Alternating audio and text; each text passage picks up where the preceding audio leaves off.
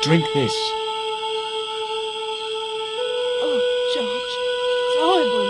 Just swallow it down. Okay, try and rest now, darling. You'll need all your strength when we go after the other 2 stones. Other stones? What other stones? What have you gotten me into now, Josh Stobart? The patient is sounding more like her old self already. Nico recovered quickly from her fever. To save time, we decided to split up and look for each stone independently. I traced the pirate Ketch to a remote island in the Caribbean. With the fortune he'd amassed from piracy, he'd retired to a place that was later called Ketch's Landing.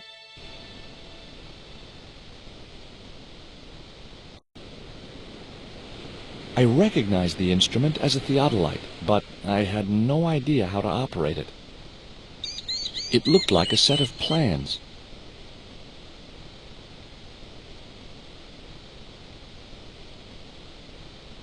I just had to sneak a look at those plans. Hey,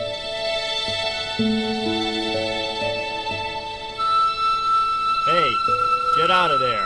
You know, wherever I go, I hear those words. Paris, Syria, Ireland, or Spain. Makes no difference. What do you think you're doing? I was trying to show some interest in your project.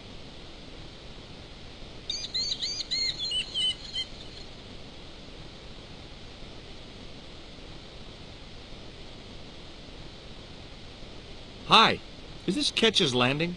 Yeah, that's right. My name's George Stobart. You're a surveyor, right, Mr. Bronson. And of course I'm a surveyor. Why the hell else would I have a theodolite? I don't know. Hobby, maybe? Yeah, right. What brings you here, anyway? I'm searching for an ancient Mayan artifact. What is it? Some kind of jewel? No, it's obsidian. A black stone with supposedly mystic powers. You're nuts. What are you doing with a theodolite? Surveying the old house. I got great plans for this place. Oh, yeah? You bet. Take a look around. What do you see? Paradise. I see opportunity. This place is ripe for development. I like it just the way it is. And that's where we differ. You see, Mr. Stobart, I'm what you might call a man of vision. I see a great future for Ketch's Landing, and it all starts here, with that house. How do you survey a house like that? I've put a target reflector on the end of one of the flagpoles up there on the house. I sight on it from various locations through the theodolite, record the angles along the baseline, and triangulate them to give me the exact position of the target. Understand? Why the end of the flagpole? Wouldn't it have been better on a corner of a wall or something? Are you a surveyor? No, my degree's in law. Then shut up. This is similar to the stone I'm looking for. What makes you think you'll find it here? Because when the stones were stolen in the 17th century... Hold it. The stones have been lost for 300 years? Approximately. And you're hoping to find them again? You're nuts. And why here? A wise old Indian shaman told me he saw the stones in a vision. Ha ha. That's rich. Listen, I got work to do, okay? Look at this. An article about a total eclipse of the sun. Oh, yeah? Listen, I don't want to be rude, but it just comes naturally. I really don't care. Catch you later, Bronson.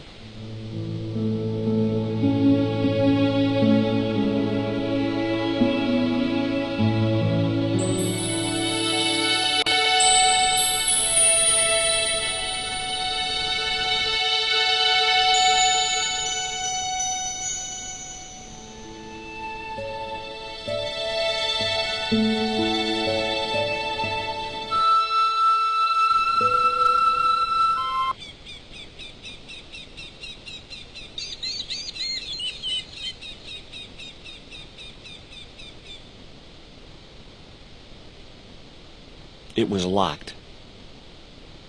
The house is closed. How come? It is undergoing a refurbishment. Oh, of course. This must be the place Bronson's surveying. The intention is to prepare the museum for the new century. It's a museum? He didn't know it was a museum, Frost. We should have a sign. The Frederick Ketch Memorial Museum. It would look nice in neon. A museum for a pirate? There was a stony silence. Frederick Ketch was emphatically not a pirate. It's precisely the sort of vile misrepresentation that Mr. Bronson is seeking to rebalance. Oh? How? Mr. Bronson has kindly agreed to undertake the museum's refurbishment at a very reasonable price. He understands the importance of a sense of history. Funny. That's not the impression I got of Bronson at all. He also understands spherical geometry. Mina? Well, he does. Listen, ma'am, I came a long way to visit this place. If we make an exception in your case, everyone will want to get in. Pardon me, but I didn't exactly have to fight my way through the crowds. You're the second visitor we've had today. No, I'm sorry, but it's impossible.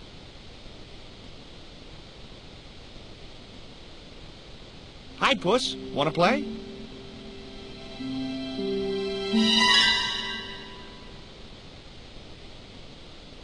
Hey, cat. Watch where you're putting those claws. Hi, my name's George Stobart. Good afternoon, Mr. Stobart. Would you care for tea? No, thank you, ma'am. I don't like tea. Is that your cat? Yes, it is. It's Ruddles. Do you like cats, Mr. Stobart? You bet. Especially spit roast. Can you tell me anything about Captain Ketch? More than you can tell me about your great-great-great-great-grandfather, no doubt. You're his descendants? Certainly. Captain Ketch was born in Dorset, England, in the reign of King Henry VIII. His family were undistinguished farmers, but young Frederick Ketch decided to go to sea. We have plenty of seamen in our family, Mr. Stobart. Are you interested in history, Mr. Stobart? Yes, I am. You were telling me about Captain Ketch. Do go on. Oh, yes. He sailed under Hawkins. Jim Hawkins? John Hawkins, one of the great traders of the Elizabethan age. In 1568, Frederick Ketch was a young man serving aboard the Jesus, Hawkins' flagship. They sailed from England to Africa and across the wide Atlantic to these islands. Ketch was never to see the shores of England again. How come Ketch never made it home? Because the Spaniards sank the Jesus in an act of treachery. You said Hawkins' fleet traded between Africa and the Indies. What was it they were trading? Black men with no shirts. You have to understand, Mr. Stobart, that this was the 16th century. But that doesn't alter the fact that Hawkins and Ketch were slavers and pirates. Would it surprise you to learn that Hawkins was also a devoutly religious man? He transported slaves in a ship named after Jesus Christ. In my book, that makes him a hypocrite. What happened to Ketch? Was he killed? Oh, no. He got away and returned to this island, to this very house. The Frederick Ketch Memorial Museum. Frederick Ketch sounds like he was a pirate to me. As I have already told you, sir, he was not a pirate. They hanged him, you know, down there on the beach in front of his family. Didn't bother with the trial, just whipped him out from his breakfast table and hoisted him up in chains. Well, if he wasn't a pirate, what did they hang him for? Envy. Pure, green-eyed envy. He had been a successful privateer, you see, and had accumulated great wealth. As rich as a mink in a paddock. Shut up, Mina. Yes, Frost. The small-minded governor and his lackeys wanted his money, trumped up some ridiculous charge about breaking the conditions of his letter of marque, and hanged him like a common thief.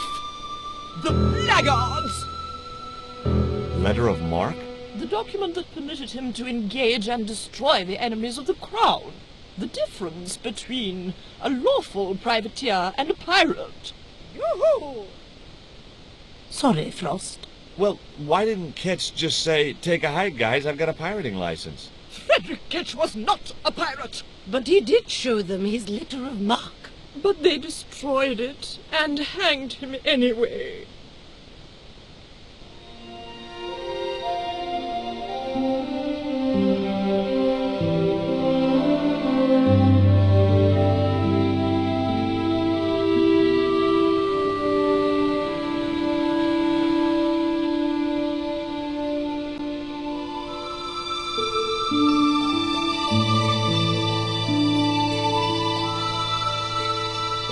You want to buy some fish? Nah, I don't like fish. What's your name? Rio. It means river. What about you? George. It means, well, it's just a name. I think Bronson is trying to cheat those sweet, vulnerable old ladies. That's a little unfair, isn't it? Okay, he's trying to cheat those seriously demented, poisonous old ladies. You have to admire his acumen. What do you know about Captain Ketch?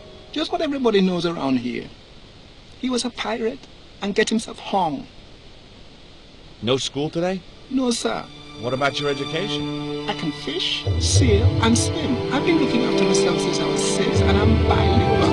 Aren't you a little overqualified for a beach bum? Well, you know, there's a lot of competition. How come the old ladies closed the museum? It's Branson's doing. He made the plans for redeveloping the museum. They quite regret it, you know. The man's a crook. Will you help me get those plans? I don't want to go nowhere near that man. He promised to drown me when he found the fish I left in his sleeping bag. Do you know anything about pirate treasure? Man, that's all stories. There's no such thing as a real pirate treasure. Do you know anything about a forthcoming eclipse? No, but that explains why the weather's about to get real bad. Rio, it's a beautiful day. There's no more than a whisker of cloud in the sky. Trust me, man, it's going to get real bad.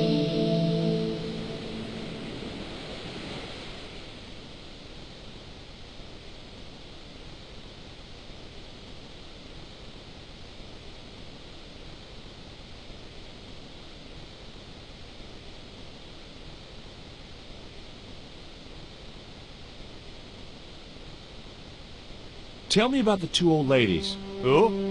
The Ketch sisters. One of them's crazy as a coot, and the other will turn you to stone if you're not careful. Say, was that kid giving you trouble? The Fisher boy? No, he was very polite. Ha! He's a juvenile delinquent. I suppose he told you I was a crook. Oh no, he's a good kid. He'd never say anything like that. Sure he would, the little punk. Can I take a look at your plans? No way! What interest would they be to you, anyhow? I've always had a secret desire to be a surveyor. You have? Sure. I mean, you surveyors are just like the great explorers, aren't you? Henry the Navigator, Vasco da Gama, Chris Columbus. Maybe you don't sail uncharted seas or discover new continents, but you're okay in my book. Horseshit. You just stay away from those plans, you hear? Catch you later, Bronson.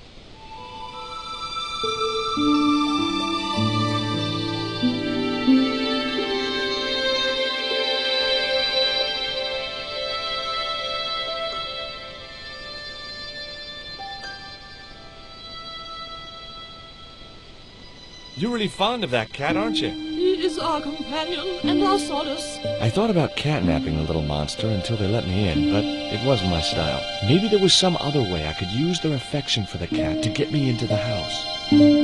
I've been talking to Rio, the little Fisher boy. I'll thank you not to mention that little wretch in my presence. Dirty little whelk. Nasty fishy boy. That will do, Mina. I gather you don't have much time for the little boy. That child is a delinquent, Mr. Stobart. Yeah, well, he's only, what, 11, maybe? A knave with one hand on the tops. What is it about Rio that you don't like, Miss Frost? Well, once upon a time, he and Emily... Be quiet this instant, Mina. What can you tell me about Emily? Emily? What business can she be of yours? Her parents were killed in a typhoon. We, as her only living relatives, took it upon ourselves to raise the child. It's good to know Charity isn't dead. Oh, but she is. washed overboard in the typhoon. Mr. Stobart wasn't talking about Emily's mother. He was being sarcastic. What else can you tell me about Emily? How dare you pry into our family in this way? I refuse to answer any more of your impertinent questions. Okay, it was time for diversionary tactics. I thought I saw a little girl down on the beach. You must be mistaken. He must be mistaken. Mustn't he, Frost? I'm sure I'm not. A little girl and that young fisher boy. What? It's not possible. What were they doing? Well, the kinds of things that all little boys and girls get up to at their age. When I was a little girl, we used to play cows and milkmaids. Woe betide you if you're lying to us, Mr. Stobart. Heaven help you.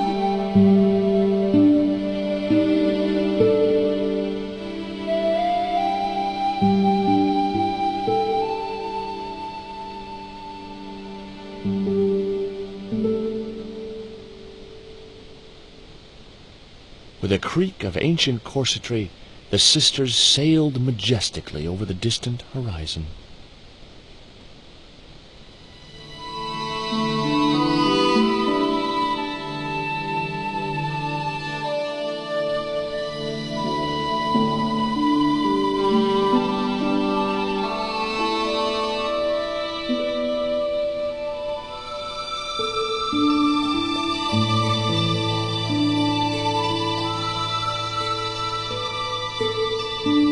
Did you see the weird sisters come by here? Did I? They look madder than usual, so I hide until they're gone by.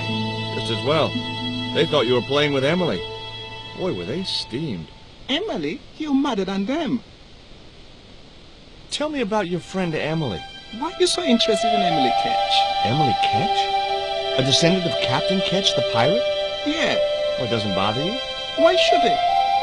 We don't responsible for our ancestors. Can you let me have a fish, kid?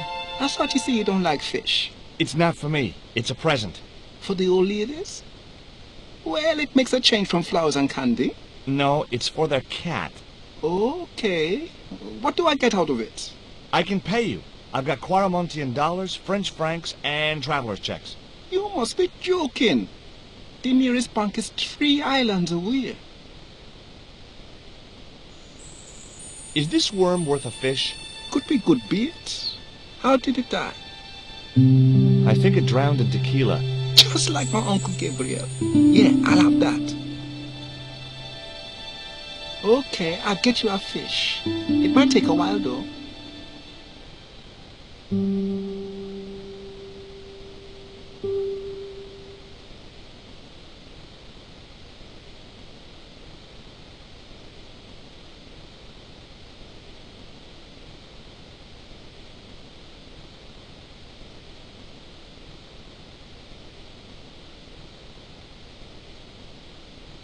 There was nothing else I wanted to ask the boy.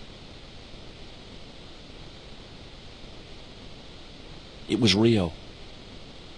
It was a seaworthy little craft, in bad need of a coat of paint, but spotlessly clean and maintained.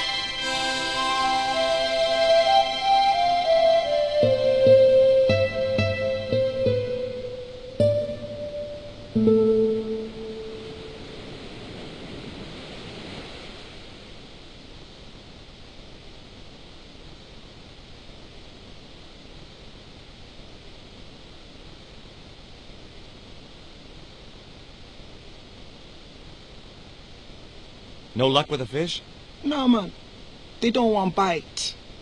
That's 'cause they know there's a storm brewing. Storm? I don't think so. Hey, I caught a bite.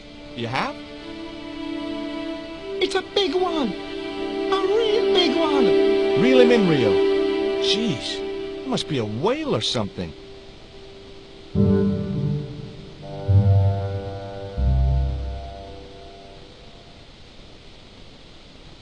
Rustiest whale I ever see.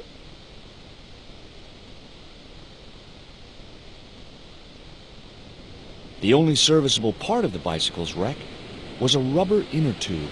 You just never know when you're going to need stuff like that.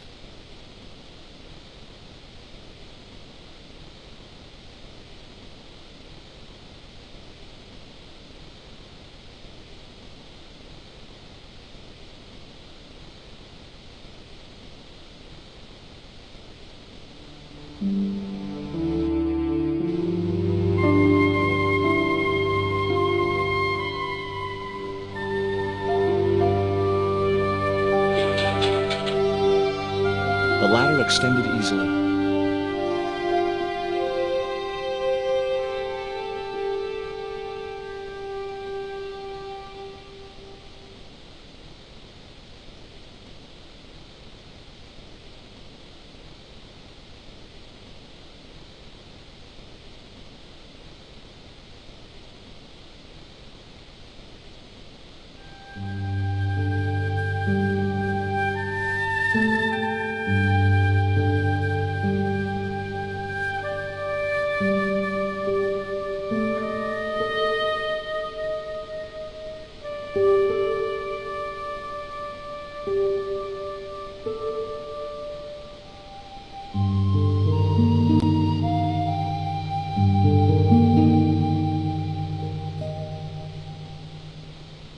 I still need a fish, Rio.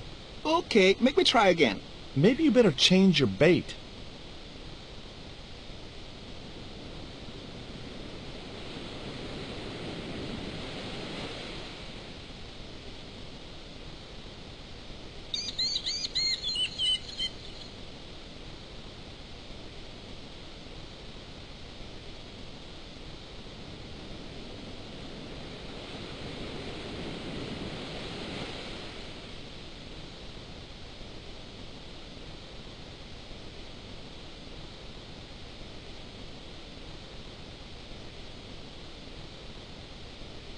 There's a fish, my man. I can't put it in my pocket while it's flapping about like that. No problem.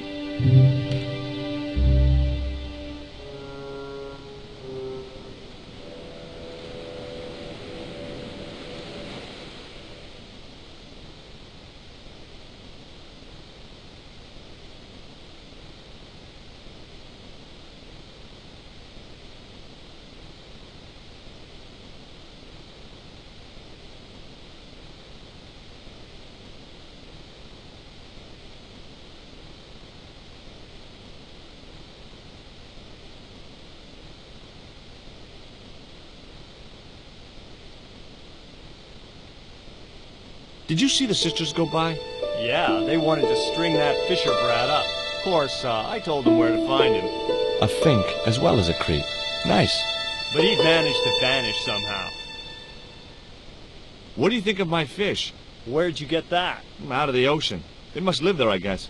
Smart ass. Why are you carrying a dead fish? It's dead? Oh. Catch you later, Bronson.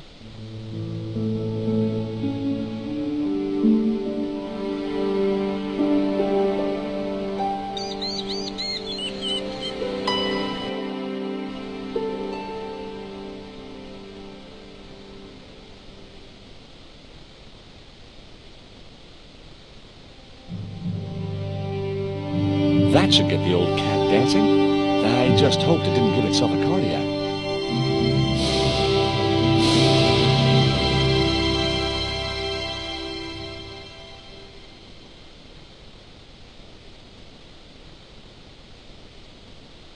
I didn't want to risk the wrath of that vicious animal by putting my hand within striking distance of those claws.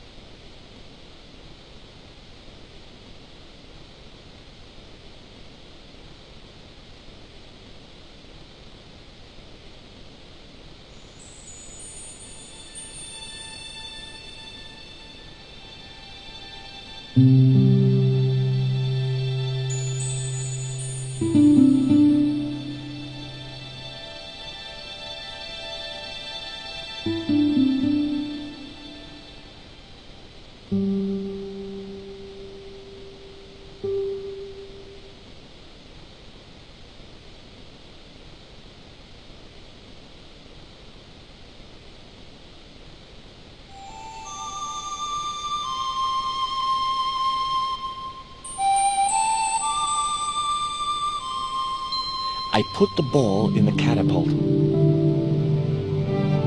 Took aim. Yes! Okay, so it was a lucky shot, but I knocked the outline target clean off the end of the flagpole.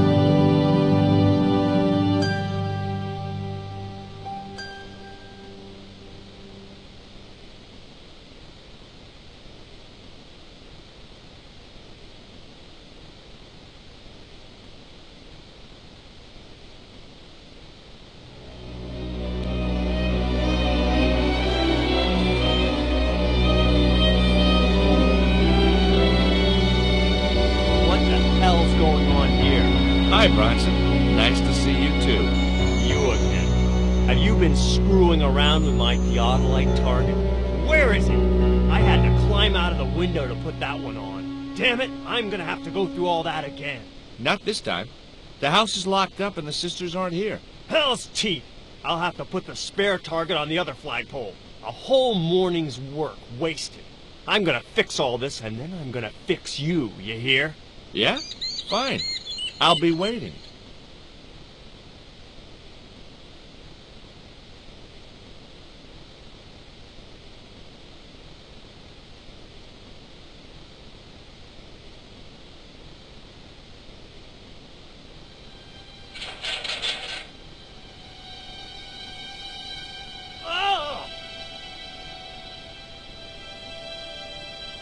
What you doing, Bronson? Just hanging around? I'm gonna kill you for this, Stobart!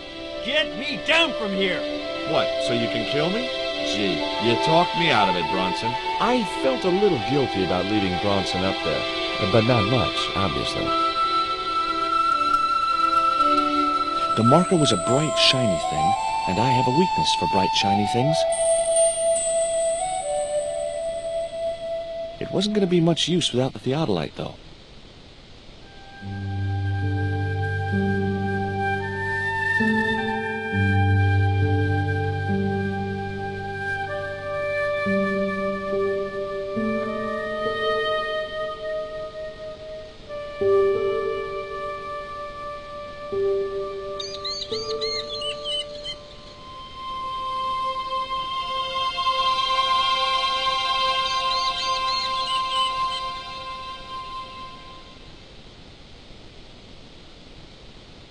With Bronson out of the way, I could finally get a clear look at the plans. Engineers' drawings didn't mean much to me, but one thing was clear. These plans were for a 5-story, 200-roomed, luxury, pirate-themed hotel. Another stain on the bedspread of paradise.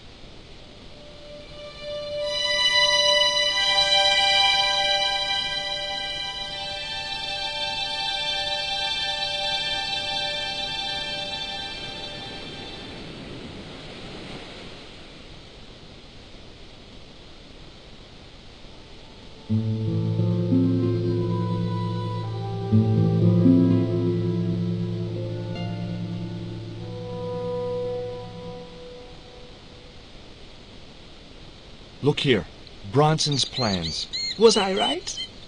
Is that creep up to no good? Darn right he is.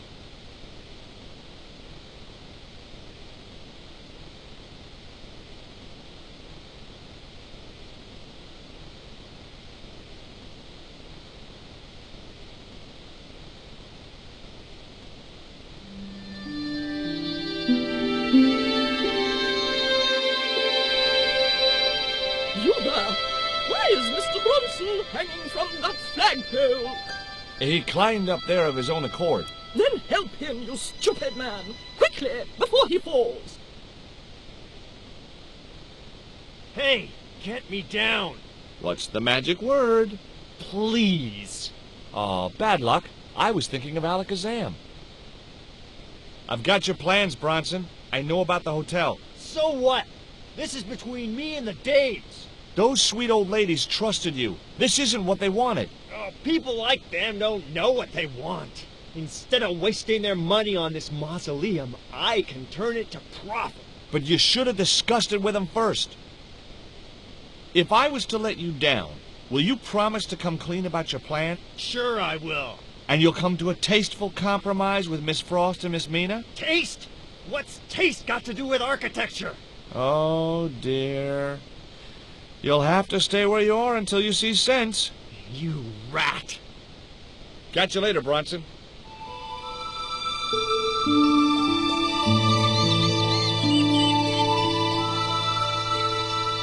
Here, Bronson's plans.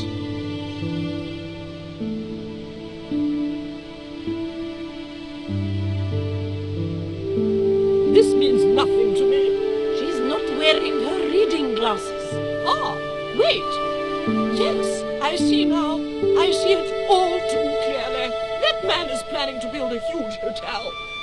Bronson is a confident trickster. Mina, we have been duped. I'm glad we didn't sign his contract. Oh, I hate tricksters, especially confident ones. Come, Mina.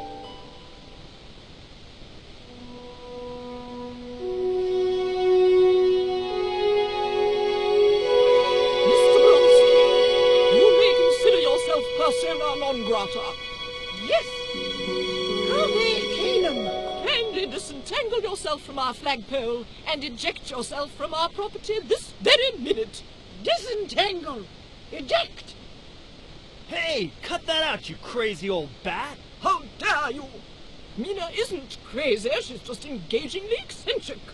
Yeah, as a bedbug. Ouch! Lovely as this little vista is, I'd be really grateful if you could let me into the museum now. Certainly, young man. We are most grateful to you for exposing this scoundrel, Mina the Lock.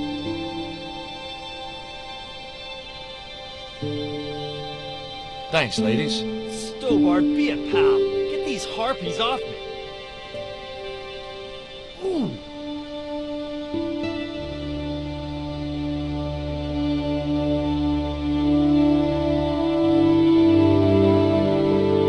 While George was basking in the sun-drenched Caribbean, I went to London.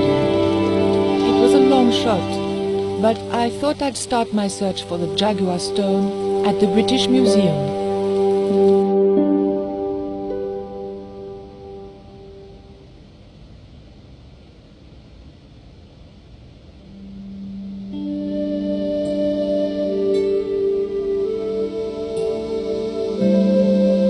The cabinet contained a dagger decorated with Mayan designs. The carving looked Buddhist in subject, but Mesoamerican in execution. There was a huge carving of somebody who must have been important once.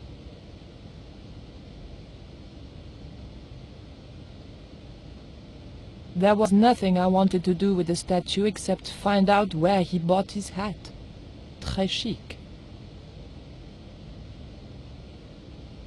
It was a small, flat square of polished obsidian, nothing like the one I was looking for. According to the caption, this was the scrying mirror given to Dr. John Dee by Sir Francis Drake.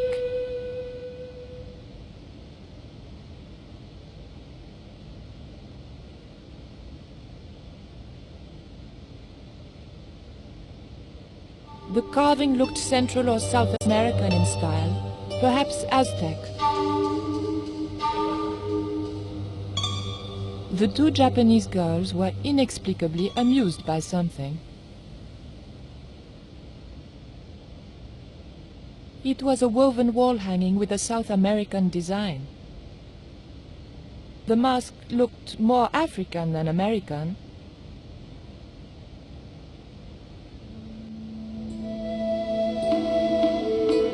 It was a stone identical in size and style to the Coyote stone. However, this stone bore the image of a jaguar.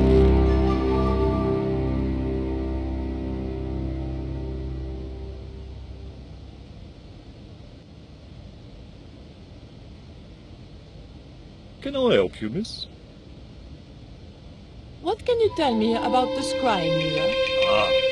That belonged to the alchemist and part-time Elizabethan spy, Dr. John Dee. It was brought back from the New World by Sir Francis Drake and presented to him. It's Mayan, you know. What is a scrying mirror? It's rather like a crystal ball, and you can't see anything in it. Apparently, he had a partner who used it to talk with angels. If you ask me, you were barking mad. Have you ever heard of an English sea captain called El Draco? El Draco? Not a very English name. I think that's what the Spanish would have called him. It was about the time of the conquistadors. 16th century. Oh, I know. That's what the Spanish called Sir Francis Drake. Francis Drake? Have you got anything here that belonged to him? Indeed, miss. We have a couple of artifacts he brought back from one of his journeys. It didn't look anything like the Coyote stone. This one was like a little black shaving mirror. Is the scrying mirror the only piece of obsidian Drake gave Dee? Funny you should ask. There's another called the Jaguar Stone. Dee never liked it, though. Said there were angels in the mirror, but devils in that stone. Can I take a closer look at Dee's mirror, please? No, you cannot. That's why the cabinet is locked. They tried some newfangled interactive scheme. And you can guess what happened. Bloody kids ran off with half the exhibits. Hands-on experience, my foot. In my days, it was hands off, I ask you. What do kids know about ancient Mayan civilization? Nothing. Can you tell me something about the Jaguar stone? Certainly, miss. The so-called Jaguar stone was brought back from the Americas by Sir Francis Drake and presented, with, as you already know, the more famous scrying mirror, to John Dee. The old loony didn't like the stone, though. Reckoned it was tainted by the devil. Come along, miss. I'll show you the mirror. I've already... Oh, never mind. There. John Dee's famous scrying mirror, given to him by Francis Drake. Do you know if this mirror has any relevance to Tezcatlipoca? Who? Tis I can't even say it. Ah, there's someone here who'll be able to help you better than me.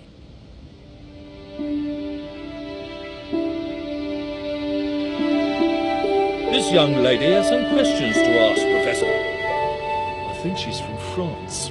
Professor Roubillier? Yeah? What? You two know each other, do you? Excuse me, the telephone.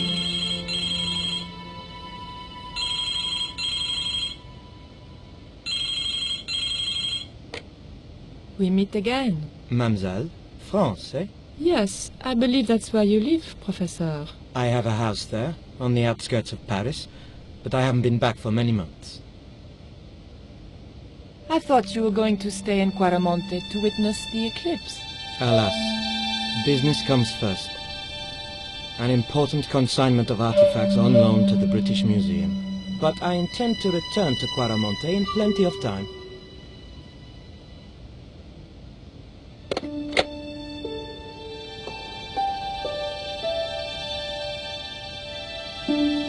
Professor Roubillier, your taxi's here. If you'll excuse me, I have some urgent business to attend to at the docks.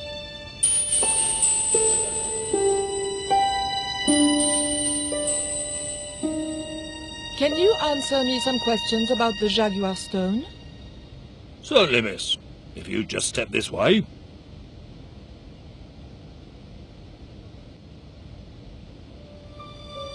It's gone. Some sods half-inched it. Half-inched? Stolen it, miss. Never mind. The silent alarm will have been tripped. I'm afraid nobody can leave until our crack security team gets here. How long will that take? Could be a while. I think it's their tea break. The thief could be miles away by then. Don't you worry about that, miss. Just don't try to leave. It was too much of a coincidence that Roubillier showed up and the stone promptly disappeared. I didn't have time for that crack security team to finish their tea.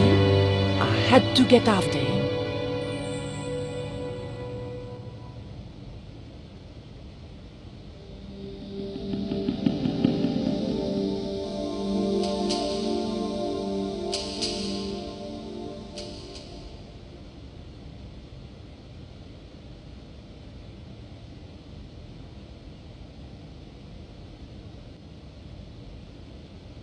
The key unlocked the case.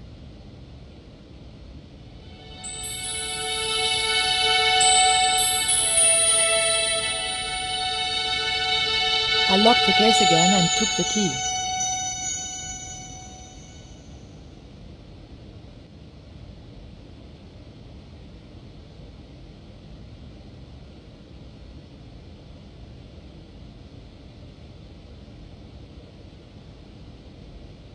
I didn't steal the stone. I was nowhere near it. So who do you suppose did steal it?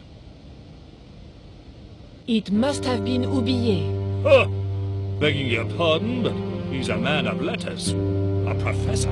So was Moriarty. Man of letters or not, he's your culprit. Look at this. The thief left this key in the cabinet. Oh dear. Oh dear, oh dear, oh dear. That makes the theft an inside job, right? Oh dear. In other words, the thief was Professor Oublier. Well, let's leave that for the police to decide, shall we? I better phone them right away.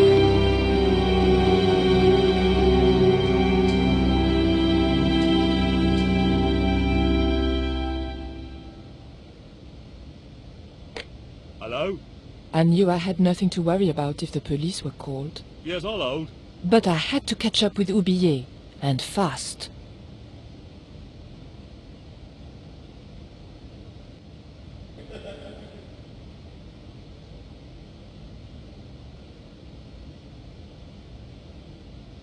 I wasn't going to leave until I knew where Oublier had gone.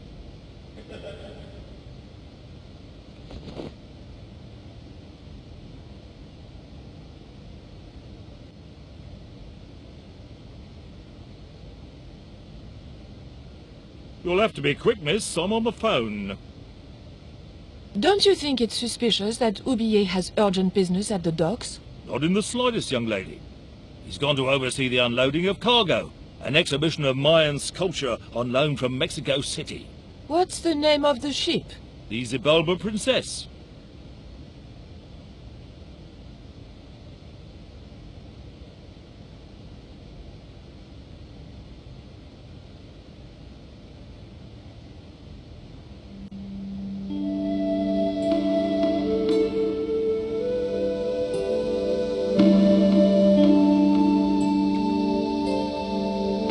I levered the handle open with the thin dagger.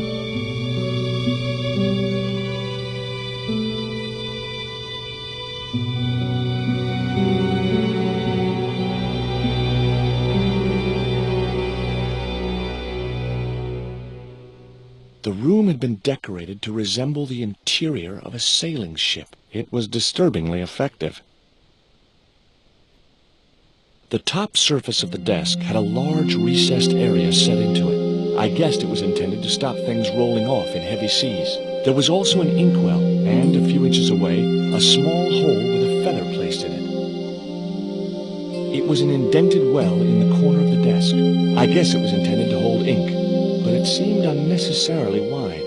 Maybe Ketch had used it to hold his rum bottles steady in heavy seas.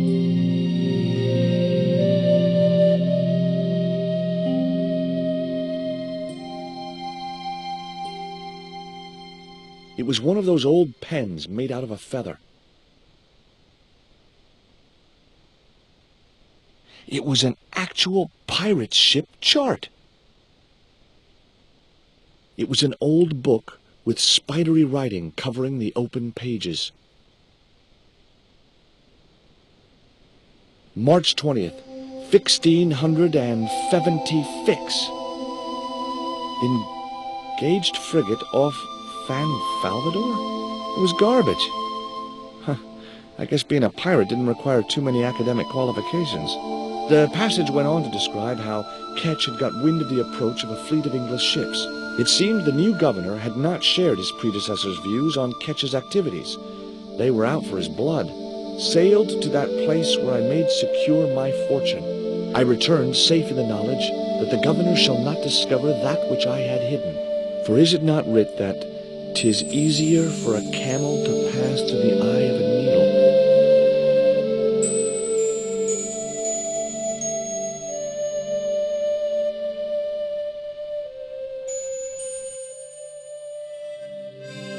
Captain Frederick Ketch, 1570. Around his neck was a cross.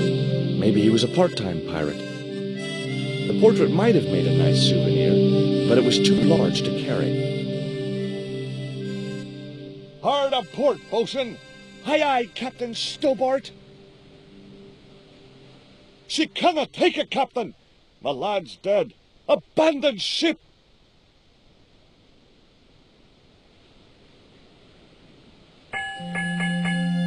Two bells and all's well. Pirates were cool.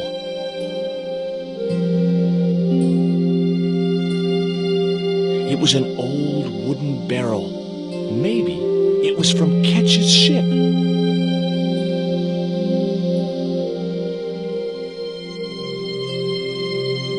The the ship looked too fragile to touch. It was a neat oil lantern made of brass.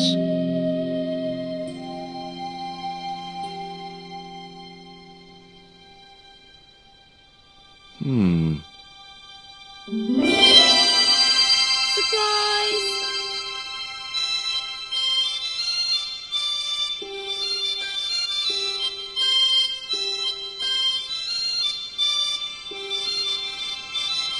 What the? Who are you? I'm Emily. What were you doing in there, Emily? Hiding. What are you doing here? Grown-up stuff. Grown-ups? Pfft, I'm never going to grow up, I'm not. You shouldn't be here. What's your name? I'm George. Pleased to meet you, Jaws. George. Jaws, Jeez. make your mind up. Do you know how to use a theodolite? We don't learn anything about surveying at my school. Not until 5th grade. Would you like to play darts? No? Oh, come on. I'll throw, you catch. That's dangerous. Darts will stick in me and make me bleed.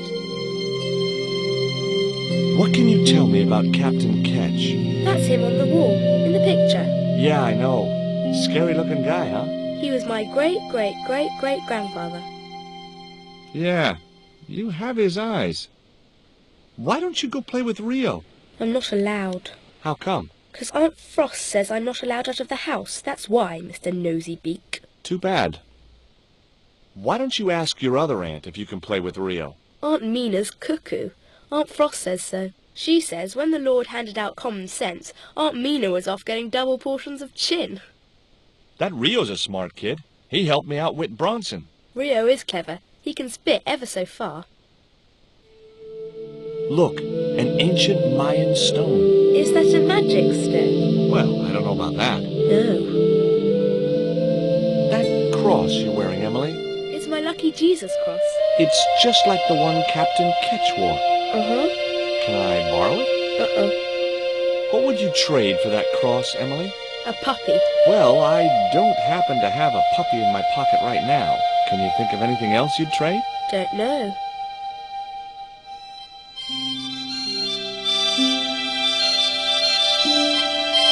Okay, I've had my hands on an historical document. Now what?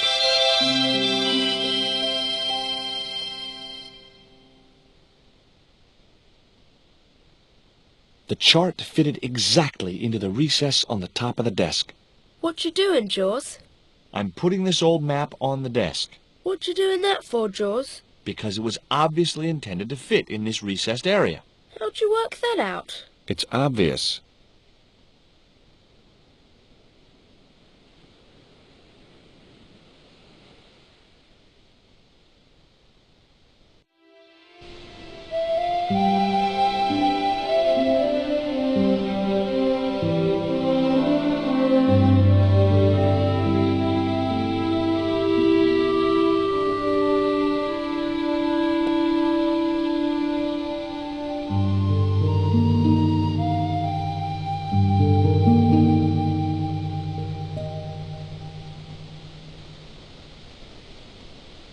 What do you give to a small, irritating girl who asks about everything?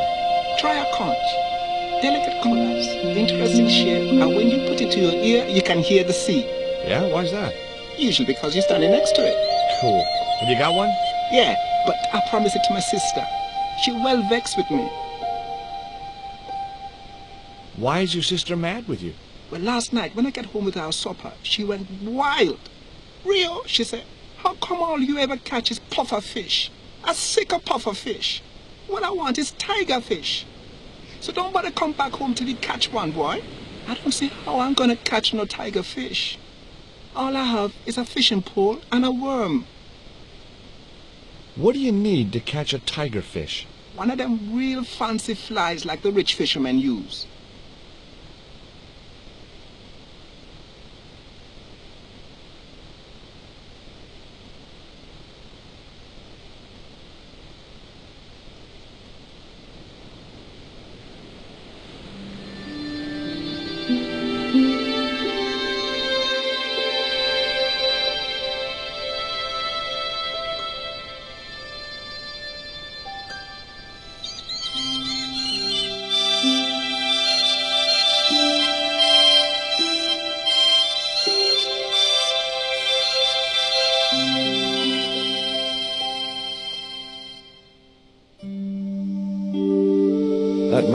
useful in ticklish situations.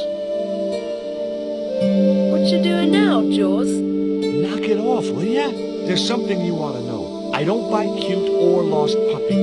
I'm just borrowing this feather, that's all. Why? I might be able to make use of it. You're gonna steal it? That's bad. I'm gonna tell on you. No, don't do that. Why not? Well, because I'm not stealing, just borrowing.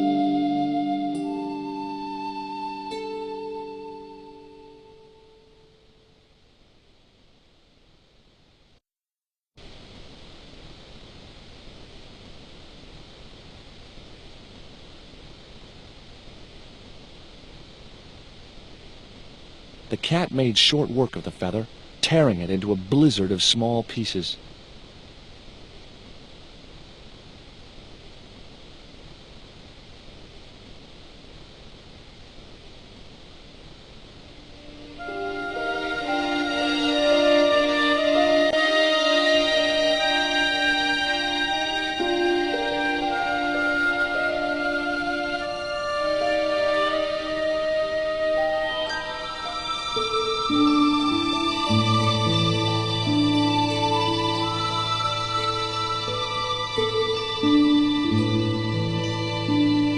This is just what you need to make a fly.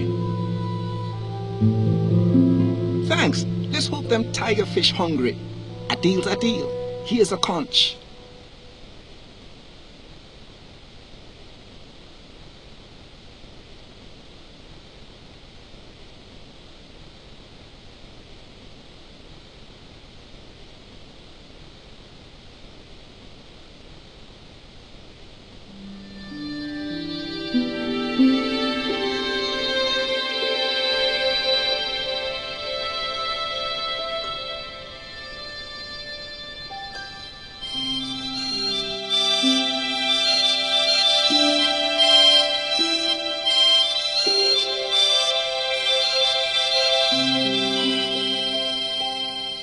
Why don't you run along and play? Aunt Mina told me.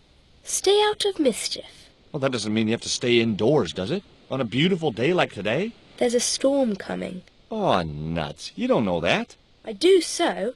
I can see the whole world from the window. Yeah, well, like I said, I'm busy. Here, I've got a conch. Would you like it? Dunno. Aunt Frost told me never to take presents from strange men. I'm not a strange man. Then why are you called Jaws, Jaws? That's a stupid name. I'm not called... Look, conch, pretty. Swap for the cross, yes or no? Right, this thing's going out the window. Okay, we'll do swapsies.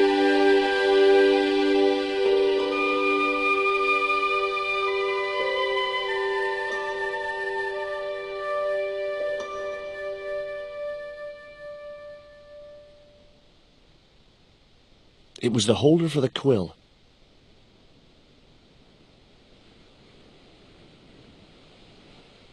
Ketch's cross slipped snugly into the pen holder.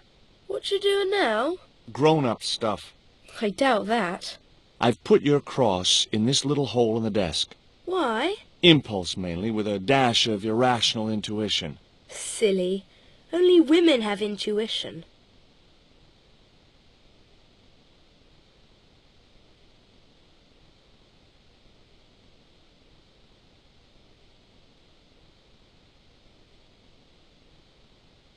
Yow!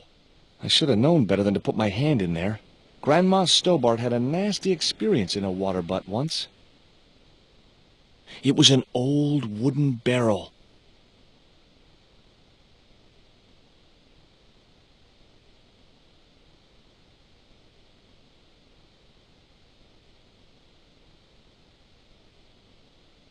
It was a shiny and very sharp-looking pirate's cutlass. It would have been easy to reach the cutlass and slip it in my pocket. It would also have been the most regrettable action of my life.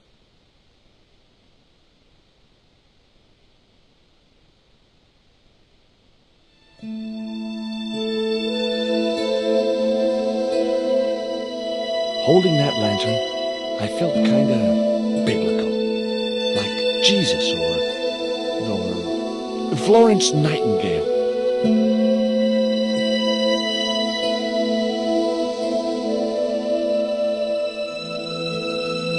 lantern fitted so precisely in the inkwell, it could only be deliberate. Before you ask, I put the lantern in the inkwell. See? It fits. Why? Because it was cut to fit. Why? Because sneaky old Captain Ketch made it that way. Why? What is with all the questions? 'Cause I'm interested. Why? 'Cause I have the insatiable curiosity of the young. Why? All right. Truce. The lantern cast a strong light over the desktop. The light cast a shadow of the cross. And the shadow fell precisely over a small, unnamed island shaped like a skull.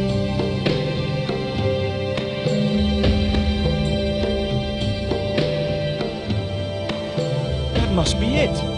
Ketch's Treasure Island. Uh-oh. That's Zombie Island. It's a bad place. No kidding? Well, bad place or not, that's my next port of call. Can I come too? The hell you can. I never get to leave the house.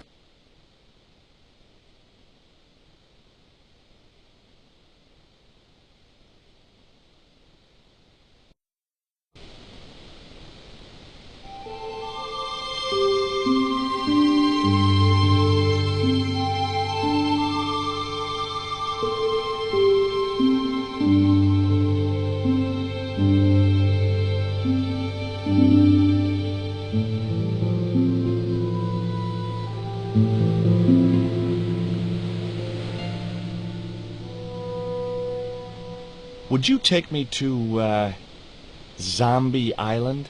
In this weather? You're mad, man. The rain will keep the zombies indoors. Just say I did meet a zombie. What would you do? There ain't no zombies on Zombie Island. At least, not anymore. It's uninhabited. Good. What do you mean, not anymore? You still want to go? I guess. Well, I ain't had no luck with them tiger fish. And with the mood my sister is in, I'll be safer with the zombies.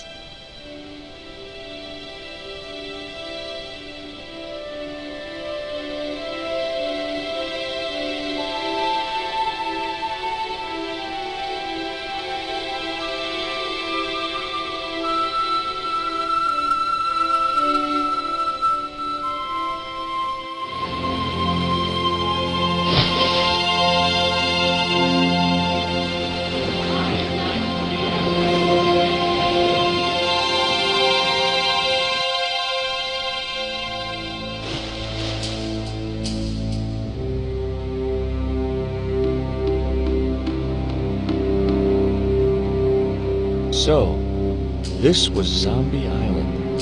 Somehow I'd been expecting something more sinister. Come on, Rio. Let's find that treasure. No thanks. I'm staying right here. Oh, come on. You said yourself there's no zombies left. Yeah, but that was while there was a big pile of seawater between me and this place. All me have now is this little bit between the boat and the shore, and I'm hanging on to it. The cliff was steep, too steep to climb without handholds. And I couldn't find any. The outcrop was about the only feature on the cliff face.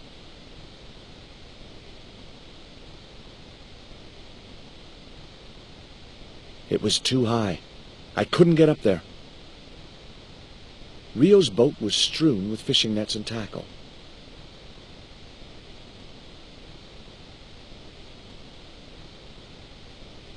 That Emily sure asks a lot of questions. Rest it, man. This whole Emily business just isn't funny. Look, we're obviously at cross purposes here. I'm talking about Emily Ketch.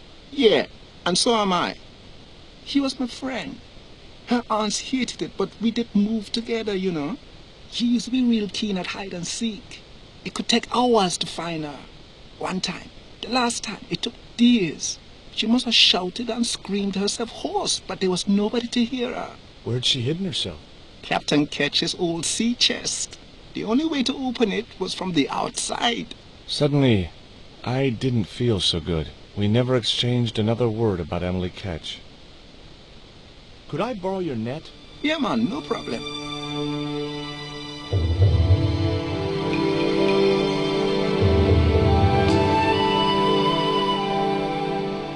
You planning on catching some fish? Nope. I'm after a big rock.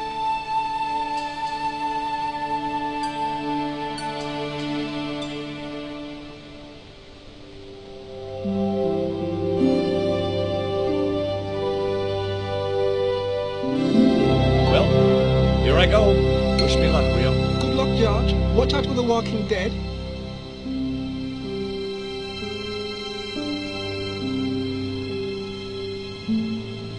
I stumbled down dark stairwells for what seemed like forever, until suddenly I found myself, wow, in an abandoned London Underground station. This place must have been closed down decades ago.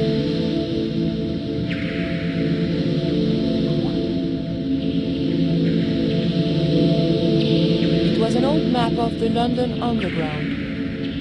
It looked just like the modern one. A latch lock stopped me getting into the cupboard. The poster was advertising a play I'd never heard of. The date on the poster was before I was born.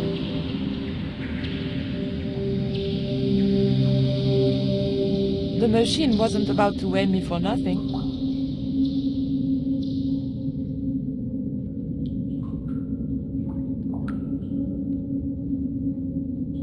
It might have been a nice souvenir if it hadn't been torn and dirty. It was an old ticket machine. A sign read, "Tickets 3D." The machine looked like it had sold its last ticket a long time ago. The machine needed to be fed a coin before it would operate. 1D only was embossed below the coin slot. Something protruded slightly from the slot. The slot was much too thin for my fingers. The blade was too thick for the narrow slot.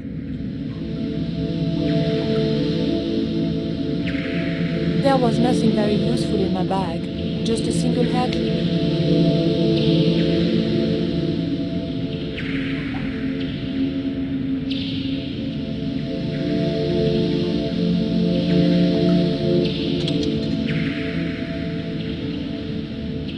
I pushed the hair clip into the slot and whatever was stuck there disappeared into the machine.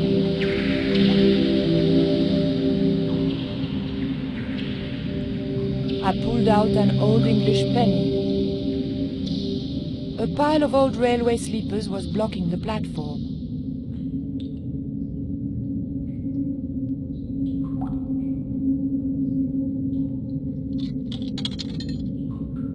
An ancient bar of chocolate dropped into the tray at the bottom of the machine. And as a special bonus, the penny dropped through to the reject bucket.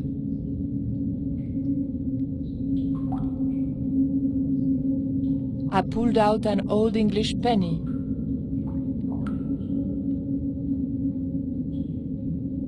I took the ancient bar of chocolate.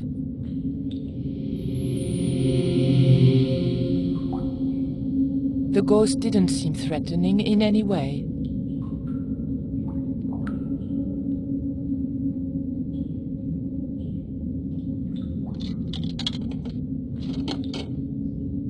I put the old penny into the slot, the needle twitched rustily and the machine spat out a card.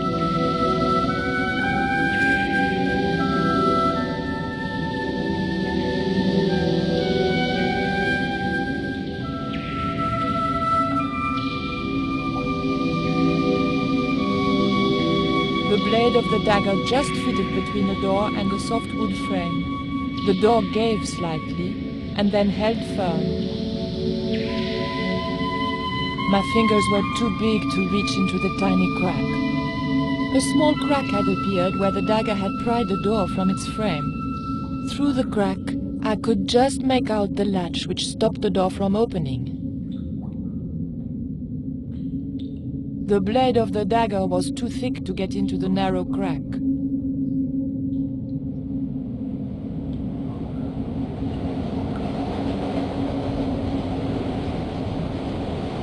The weight was in imperial units. It meant nothing to me. The card also had my fortune on it. A family quarrel will turn out to your advantage.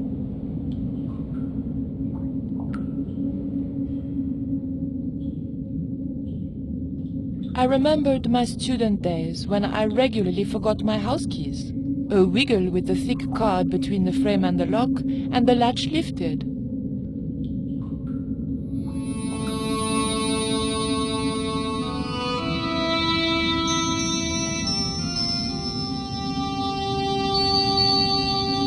It was too dangerous to start walking along the tracks. I remembered what always happened to Wile E. Coyote when he did that.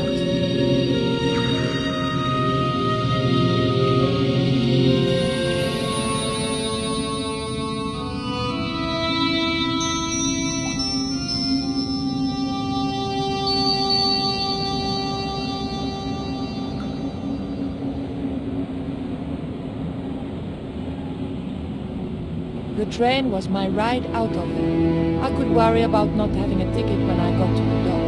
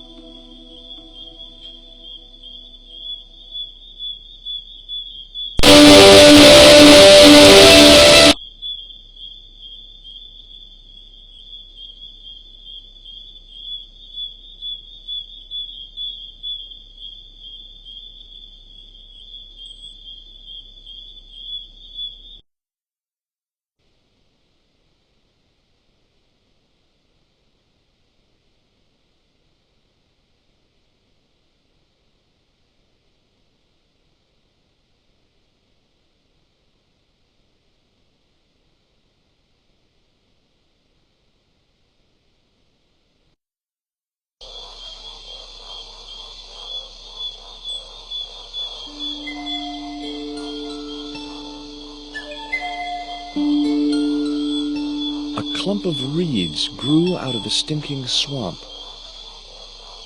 It was a stagnant swamp. Nothing, I mean nothing, would possess me to step into that swamp.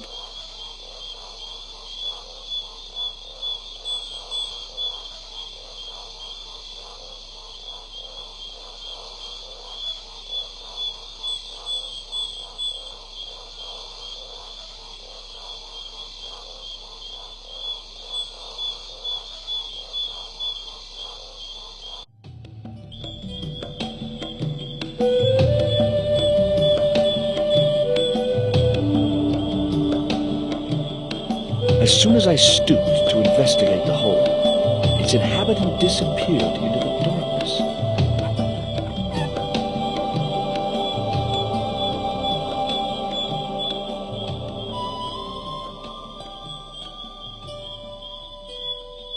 The end of the reed was too narrow for the dart to fit into.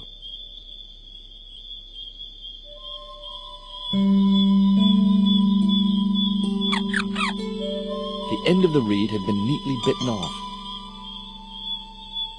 Now I knew what was living in there.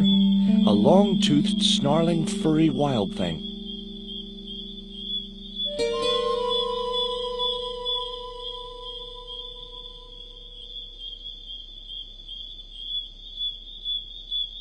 The dart fitted snugly into the reed.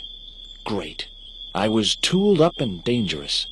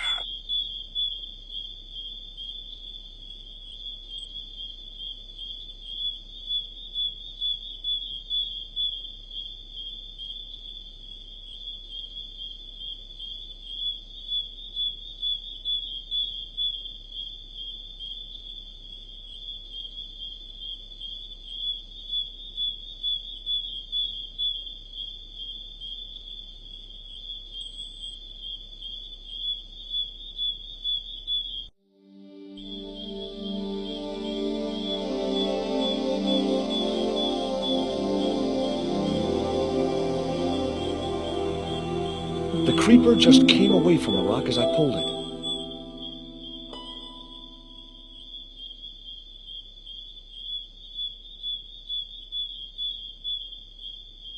The marker clipped firmly onto the net.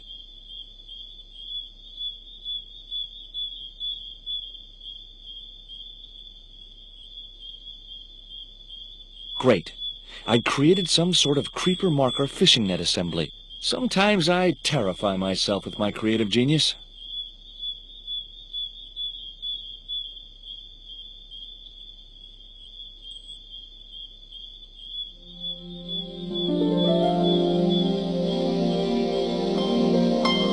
I'd successfully got the marker into a position near the top of the needle simply by using the kind of lateral thinking that can get you institutionalized.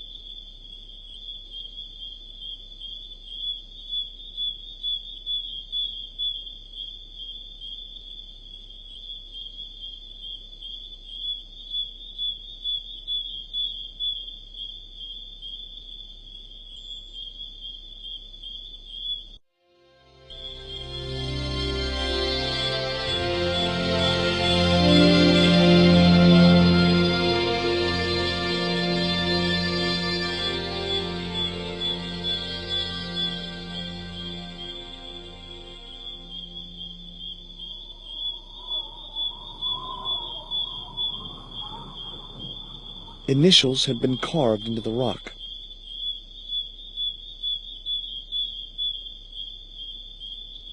Joining the dots would make an equilateral triangle.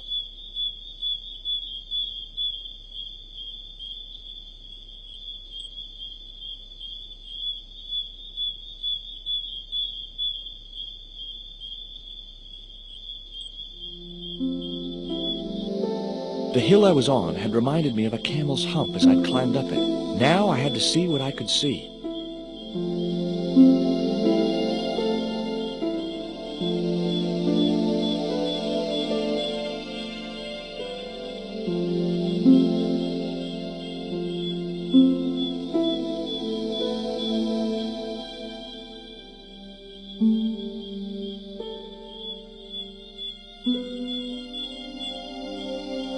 It was a good cave for hiding treasure in. Shame about the flooding problem.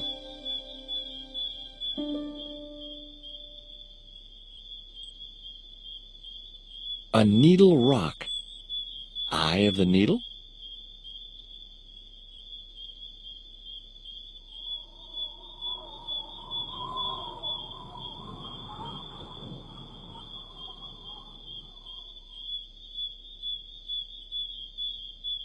It was the marker which I had raised up the needle of rock. Heck, Ketch could have hidden his treasure anywhere. This island's full of hiding places. I could see the marker I had fastened on the rock down in the forest, and right in line with it, the rock I was looking for.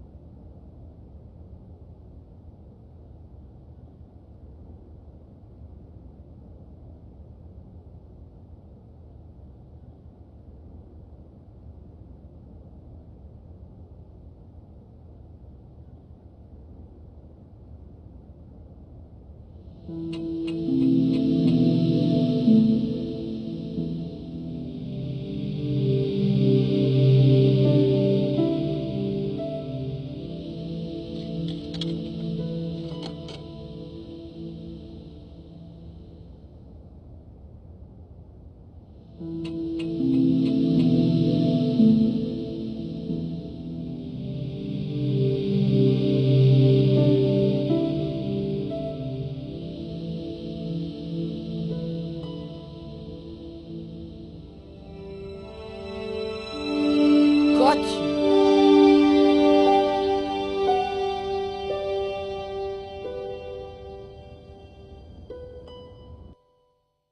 But the collar woman was there. They'll know it was me. But you have the stone.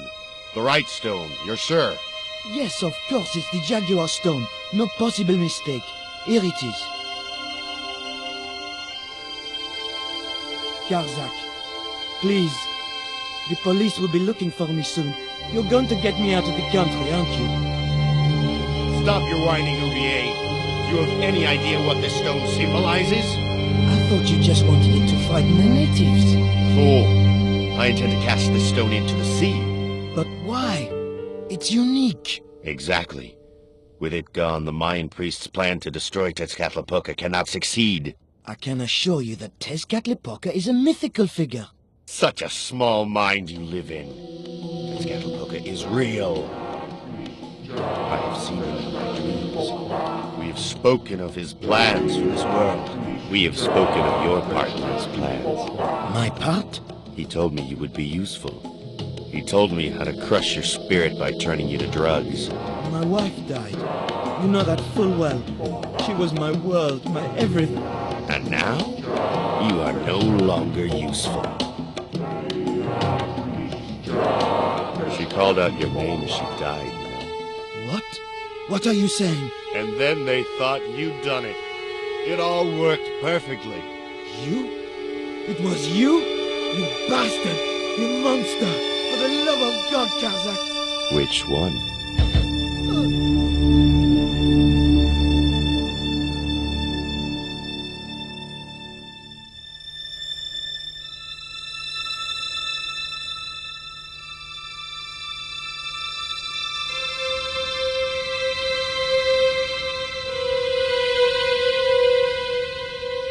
There were no signs of life, but I checked that Oublier really was beyond help.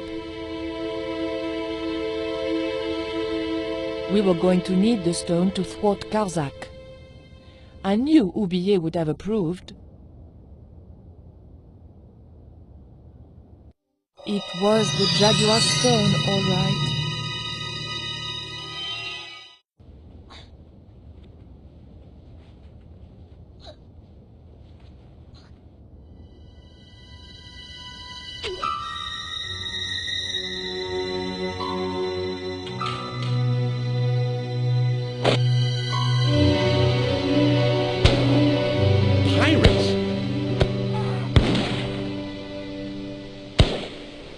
I was about to make good my escape when...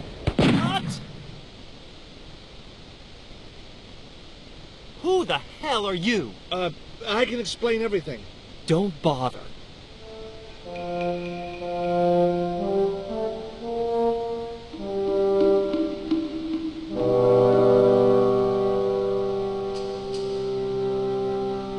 I'm sorry. I didn't realize you were making a movie. So who are you? Stobart. George Stobart. 2 B's and 2 T's. It's okay, Mr. Hawks. He wasn't in the shot. Hawks? This had to be Carlton Hawks, the newest enfant terrible of Tinseltown. I'd read about him. Mailroom boy makes good. Nice to know it was still possible to get to be a director armed with only an encyclopedic knowledge of postal charges. Stay out of the way, surfer boy. I'll deal with you later. Surfer boy?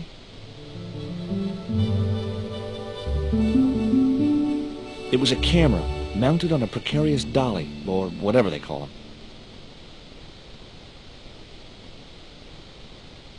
What's the name of the movie? Are you trying to be funny? No.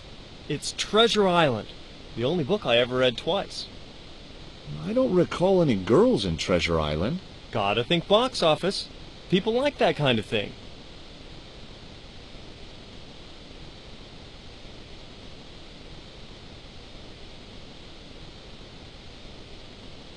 What other changes have you made to the story? Just a few minor details. You haven't written out Long John Silver. Are you questioning my integrity as an artist? Of course Silver's still in it. We've even hung on to Captain Flint. His parrot. His trained attack falcon. Why do you think Blind Pew's blind? Did you say you've changed the ending of the story? That's right. Do they find the treasure? Yeah, but that comes later, after they've escaped the volcanic eruption. A volcano? Sure. Krakatoa. All the millions spent on a movie, and nobody thinks to buy an atlas. Who's playing Jim Hawkins? Haiku McEwen. Oh, don't tell me you've never heard of him. I don't go to the movies too often. Jeez. Haiku is only the hottest teen star in Hollywood. That's why we're on such a tight schedule. Gotta film the close-ups before he hits puberty. Who's the leading lady? Don't you recognize her? That's Sharon Kowalski. Oh, right. I'd never heard of her. You know what the locals call this place, don't you? No, but I guess you're gonna tell me. Zombie Island. Zombies? A crazed gleam came into his eye. Get me the writers. Get me makeup. I want zombie pirates in this movie by the end of today.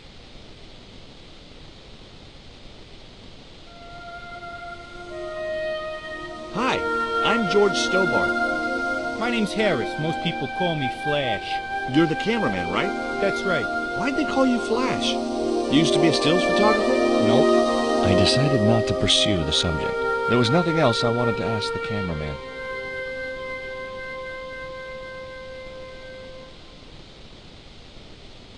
Hi there, George Stobart. Uh-huh. Yeah. Haiku McEwen. You're playing Jim Hawkins, right? Jimbo. I had Mr. Hawks change his name. Jimbo Hawkins, right. Is your name really Haiku? Yeah. It was my mom's idea, okay? When I was born, I was so small and perfectly formed I reminded her of a Japanese poem. Well, I guess it could have been worse. She could have called you Limerick. That's my middle name. Did you always want to be an actor? I don't think of what I do as acting, man. You're not alone. It's more like I'm the voice of my generation. What I'm saying for the kids on the street. Which is what? I'm crap, I'm going nowhere? Huh? What are you saying, man? Stobart, get out of shot. Positions, everybody. I'll get a flip chart and explain it to you later, Haiku. Haiku, baby, are you ready? Okay, man. Which scene is this? You've been captured by Silver's accomplice, Pirate Babs, who's fallen in love with you. That whirring sound you can hear? It's Robert Louis Stevenson spinning in his grave. Okay, people, top of page 76, Sharon. What about my big speech? It's been cut. Everybody ready? Up to speed. Quiet on the set. Okay, let's make magic. Oh, please. And action! Why don't you forget that dumb old squire and his bunch of merry men? Can't you see we were made for each other? I know, but Squire Trelawney saved my life, Captain Babs. Why, if it hadn't have been for him, that giant octopus would have made mincemeat out of me. But right now he thinks you're a traitor. He's locked you out of the stockade, Jimbo. That 20-foot-high wall with spikes might have kept out Silver's men, but it ain't gonna stop me. Oh, Jimbo. And cut! Good heavy breathing, Sharon. Natch, I'm a pro. Did you get the heavy breathing, Flash? Did I ever, boss? You should have made this movie in 3D. Haiku, you were great. We're setting up for the stunt now, so get a bite to eat.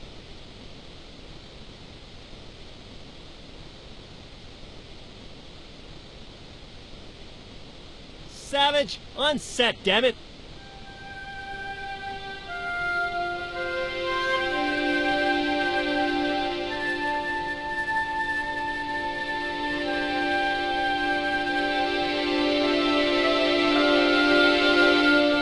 Hey there, I'm George Stobart. Well, hi, handsome. You're cute.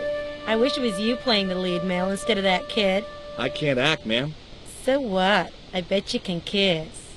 I couldn't believe I was having this conversation with a real movie star.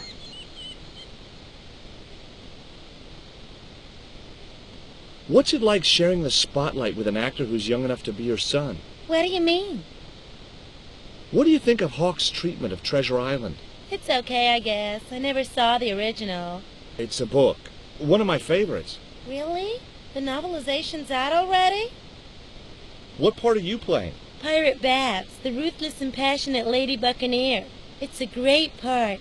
I get to kiss a lot, and I kick ass. Like the boots? What do you think of these? Ew, they're awful. You have no idea how much you've just gone up in my estimation. I found this reed in the swamp on the other side of the island. Oh, yeah? Yeah, and I used it to shoot a poisoned dart at a wild boar. It was a real-life drama, not just a scene from a movie. Right. She was having trouble with the whole real life is not a movie concept. Take a look at this ancient Mayan artifact. That's just a hunk of stone with a picture scratched on it. In a way, I guess. You don't happen to have seen anything similar, have you? No.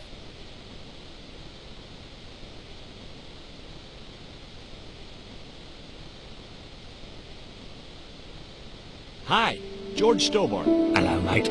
You're English, right? Blimey, you don't miss much, do you? Bert Savage. How long have you been in the movie business? Flipping years, mate. Absolutely flipping years. I was in the army before that. Thought to myself, you've been risking your bleeding neck every day, why not cash in on it like? So you became a stuntman, just like that? Nah, of course not. I had to do the training first. What training does a stuntman do? First they told me to stand in the road. Then they run me down. Straight up. Drove at me with a car. I couldn't believe it. I was up on the bonnet and over the other side before I realised he wasn't stopping. Then they threw me downstairs a bit and gives me a certificate. Did you ever work with Carol Climax? The Dirty Dachshund? I'll say. Flipping princess, mate. I heard she was very beautiful. Mind you, she acted like one too. Ordering this, demanding that. Did you ever meet Bertrand Oubier? Meet him? No. I saw him a few times, though. He didn't like his wife being in films. Do you think Oubier murdered his wife? I wouldn't be surprised if he did. Mind you, there were plenty of people who could have done her in. I thought the public loved her. Yeah, but people who knew her saw the other side.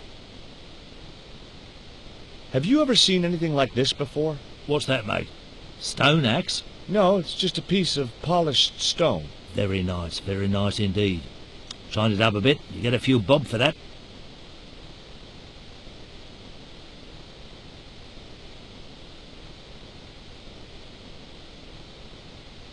Hey, Haiku. Yeah, man. There was nothing else I wanted to ask him.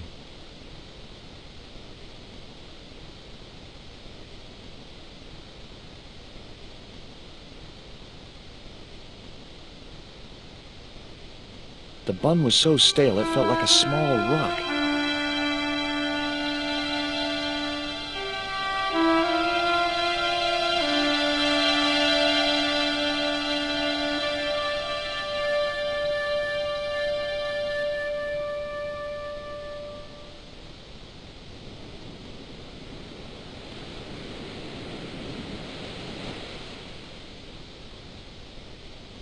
What have you got there?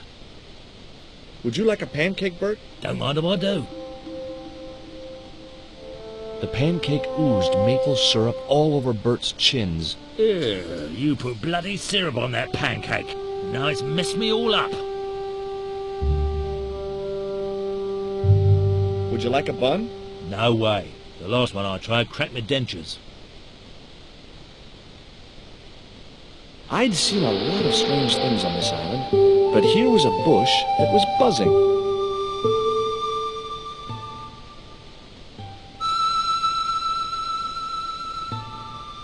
Would you like this pot of syrup? No way, I'm messed up enough already.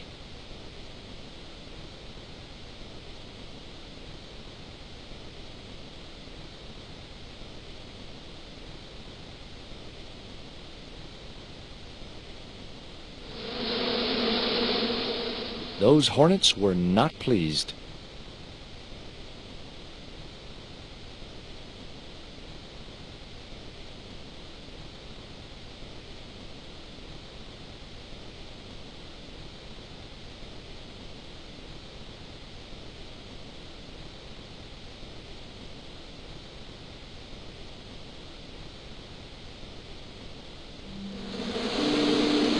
Get that camera rolling. This could be good.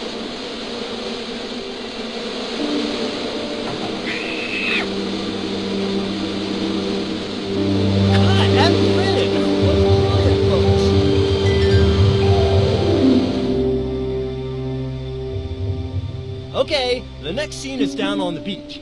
This is where Hawkins finds the treasure in the Cave of the Crabs. Would those be giant killer crabs by any chance? Giant mutant killer crabs with attitude.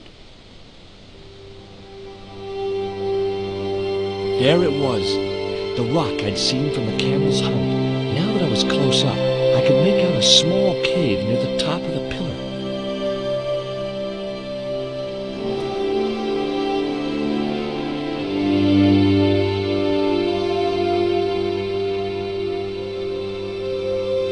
Hey, you! Trouble! Who, me?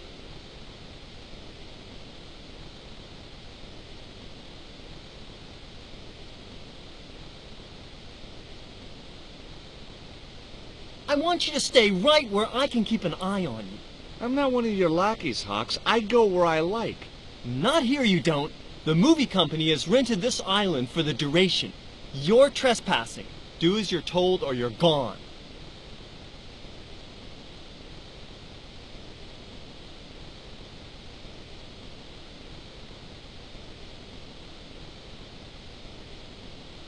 Hi, Bert. Don't you eye me. Fine friend you turned out to be. What's the problem? Huh. What's it like to work with Carlton Hawk? Flipping misery, mate. Look, Bert, what's wrong? You got a bloody nerve. If I didn't know better, I'd have thought you gave me that pancake just so them hornets would go for me. Oh, Bert, you've wounded me. How can you think that? Well, by looking at the evidence. I don't know why you still want to be a stuntman anyway. This is all I know, isn't it? If I don't do this, what do I do? Well, how about being a stunt coordinator? Being a what? You stand around in a big jacket and a baseball cap, telling the stunt people what to do. I can do that. Hey, you've done the job for years and you're not dead. That's gotta be good for morale. Well, I don't know. You get your own megaphone. I'll do it. George Stobart, international adventurer and roaming careers advisor. What films have you worked on in the past? Remember Death Stalker of the 10th grade? The psychotic biker what crashed into the school bus? That was me. Or what about They Prayed to Satan? I was the bloke in the hospital scene. You know, the one who caught fire, fell through the flipping skylight. I don't think I caught those. Must be cool getting to travel the world like this. Yeah, nice here, innit? My Beryl used to love the seaside. Day out at Clacton. Bloody smashing. A pint of jellied eels washed down with a bottle of brown. Quick feel on a big wheel and a stroll around the town. Course, them days, you could live like a flipping king on 10 bob a night. Tombola, frothy coffee at the cap or the prom. You know, I don't have the faintest idea what you're talking about. I've had a great idea. How about you dress up as Jim Hawkins and climb up to that cave over there? What cave? That cave? You must think I'm balmy. I did me back in being chased by them hornets over that flaming stockade wall. No way am I going up there. Well, that narrowed the field.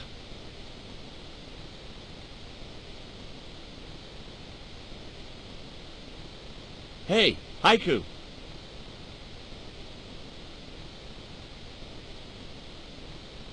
Yeah, man. There was nothing else I wanted to ask him. It was a portable movie camera.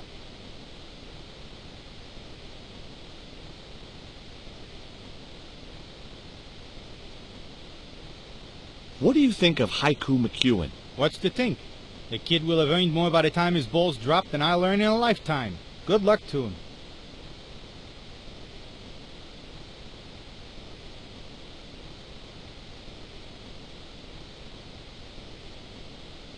I was talking to Mr. Savage, the stuntman. Is he all right? What makes you say that? He's not making any sense. The guy's English. You don't look happy. Why should I be happy? Look at that cave. It's supposed to be where the treasure is. So? Look at it! It's crap! Does that look like the sort of place anybody would hide treasure? I should have had props build me a proper damn cave. A cinematic cave. What do you mean, a cinematic cave? One with drama. Danger. One that looks like the mouth of a big stone skull would be cool, but I'd settle for drama and danger. Why don't you use that cave up on the rock pillar at the end of the beach? We don't have a stuntman anymore. Hey, I'll do the stunt. I appreciate the offer, but if you fall, you'll sue us. No, I won't. Everybody hear that? I heard it. Good enough, we're covered. Got any experience? Death-defying leaps, desperate fistfights, getting caught in explosions, you name it. Okay, people, move out. We're shooting the scene at the end of the beach. No, we're not. The camera's still bogged down. Shoot, I forgot about that. No go, Stobart. We'll have to use this cave after all. Flash? Yep. We can't film at the Needle Rock because the camera's bogged down, right? You got it, champ. So why can't we use the portable camera instead? You know, that's a pretty smart idea.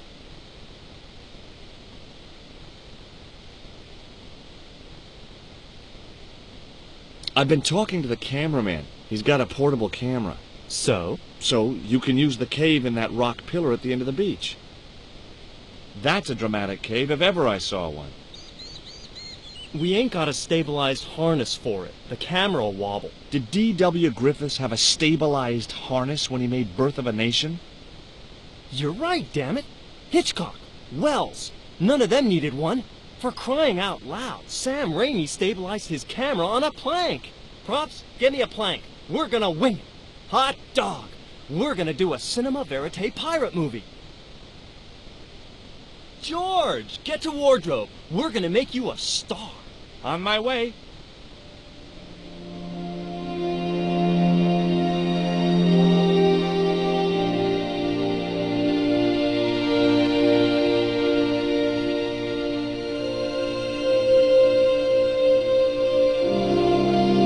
Ready when you are, Mr. Hawks.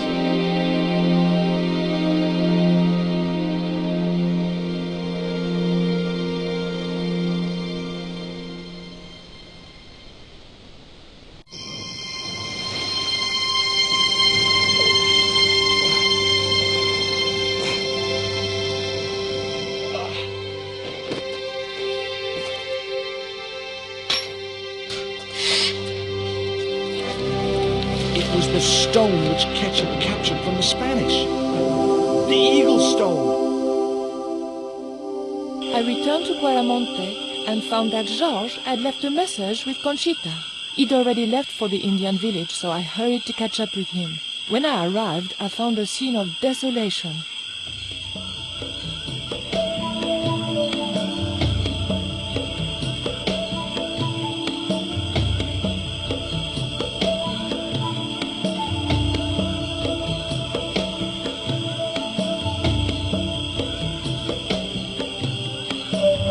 These sunglasses are Georges.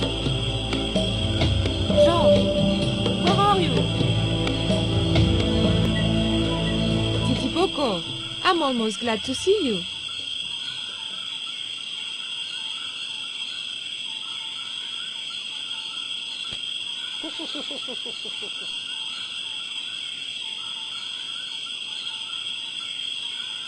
You little asshole, what happened here? Are you responsible for this? And where's Georges? Have you seen him? He was pointing to the remains of a burned-out hut.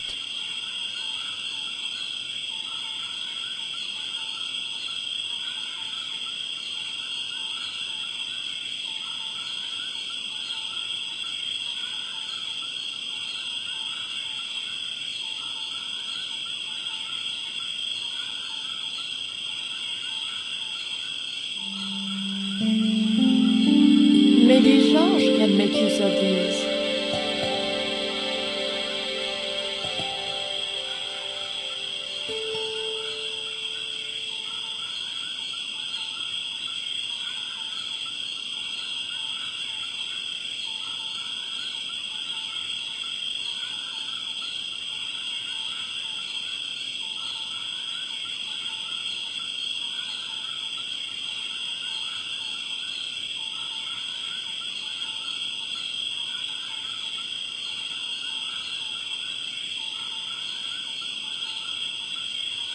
These are Georges' shades, right?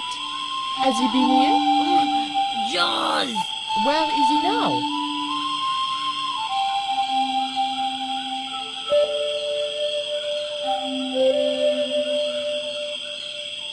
What's that? It looks like the stone we bought from Paris, but it's different. Yes, it has a carving of an eagle. That clinches it. Georges must have found this stone in the Caribbean and managed to hide the stone when the village was attacked by Carsac's men. I hope to God that Georges was all right. Where's Georges? Georges has been here, right? He was pointing to the smoldering remains of a hut.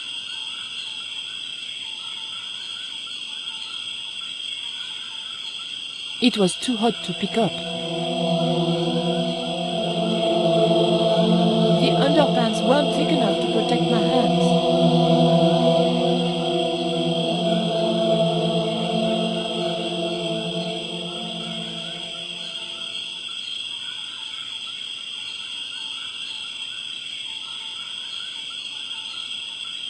I just didn't have the strength to tip that barrel.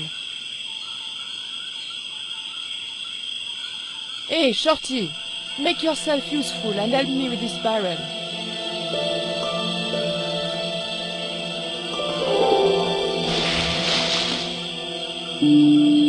Thanks.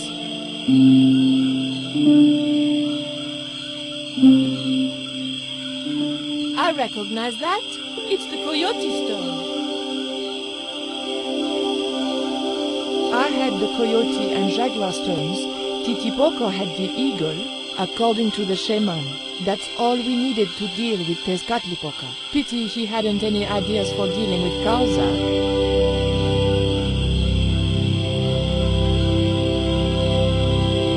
What is it? Where are you pointing?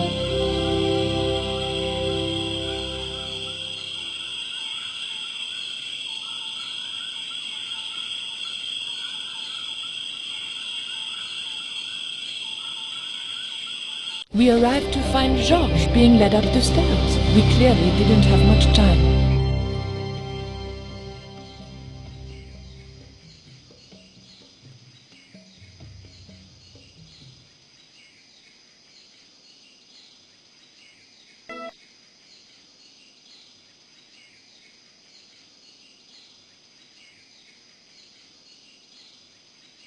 Hey, señorita! Too late. I had been seen.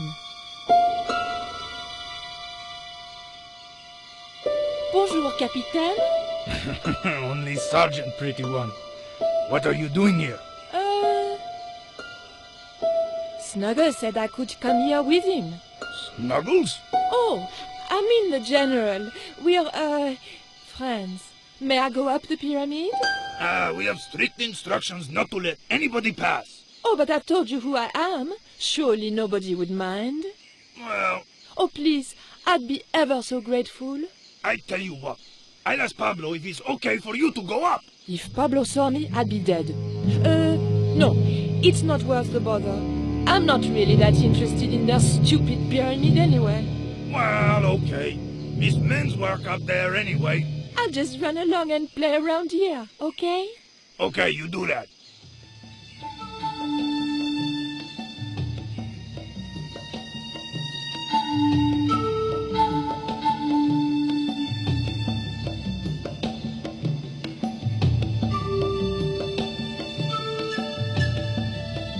The button didn't seem to do anything.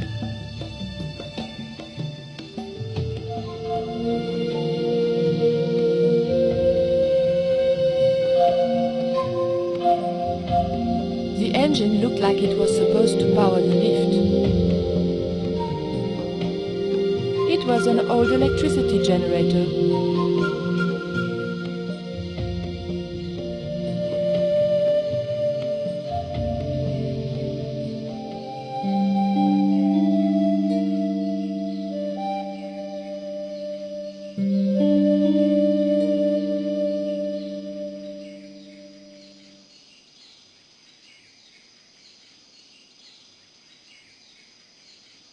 How did you hook up with a maniac like Karzak in the first place? Karzak?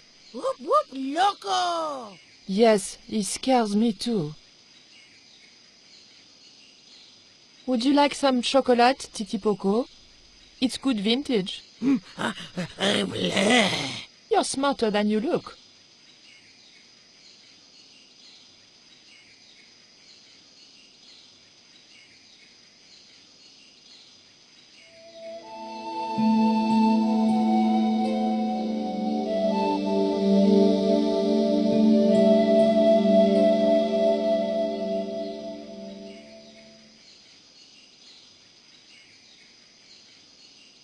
Titi Poco, any ideas what I can do with this rope? He just looked at me. If anybody was going to come up with a plan, it was going to have to be me.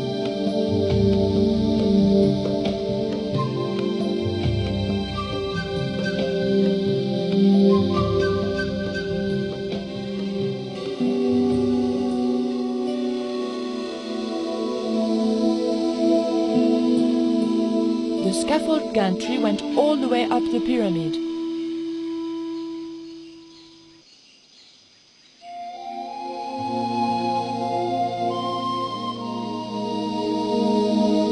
Titi Poco, I have an important job for you. Take this rope to the top of this scaffolding and throw it over the top.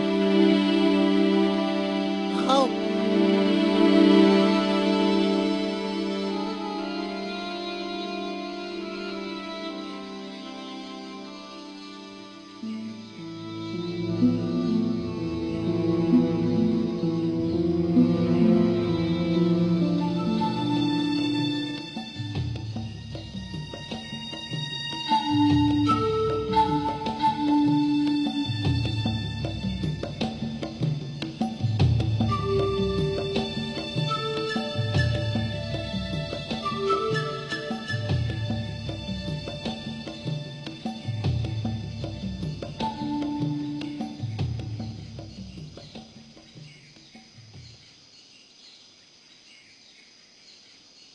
It looked like a fuel line.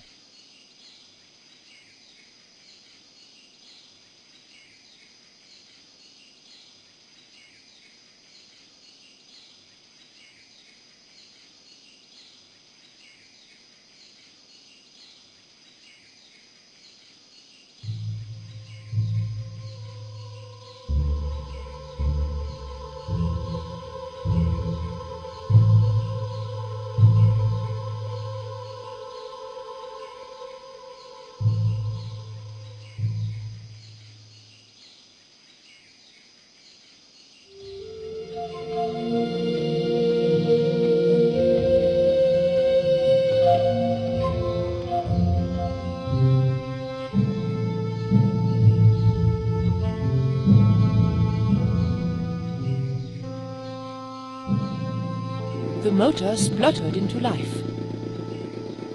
There was a lever mounted on the side of the motor.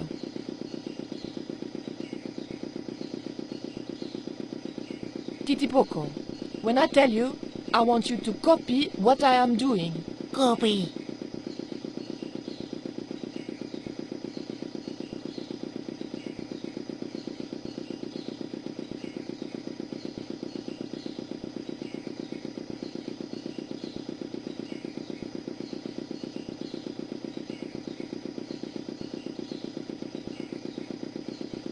Okay? Copy.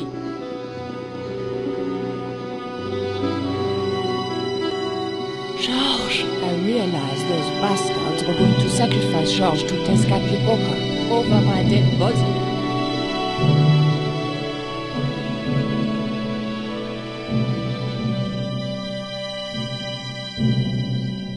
Thankfully, Georges was the only one to notice me. Where are they? The eclipse is about to happen. Patience. Your mother will be here soon, and Karzak will be close behind. Just keep the Yankee covered and leave the worrying to others. Yeah, Raoul. The maniacs were going to sacrifice Georges. Shut up, Stobart. Just shut up! Calm down. He's no threat. Hey, Raoul, why don't you do us both a favor and shoot Pablo? You're very funny, Stobart. I haven't forgotten Marseille. When Karzak cuts your heart out, I'll be the one laughing. I'll bet I'm not the only one due for the chop around here either. Hey, Raoul? I'm warning you. Raoul was a bundle of raw nerves. I hoped Georges wouldn't push him too far.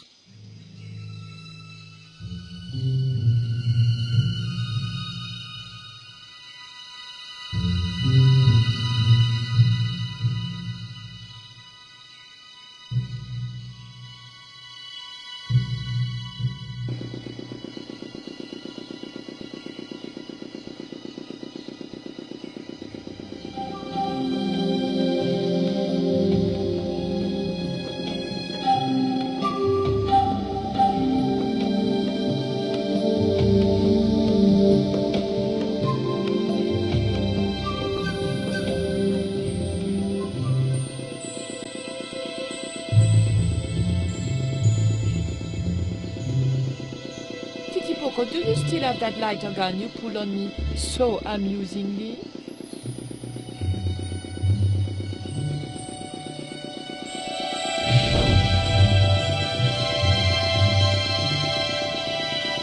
What's going on over there? Do you need help, Red Pretty? Nothing's wrong. I dropped, a cigarette, but everything is under control.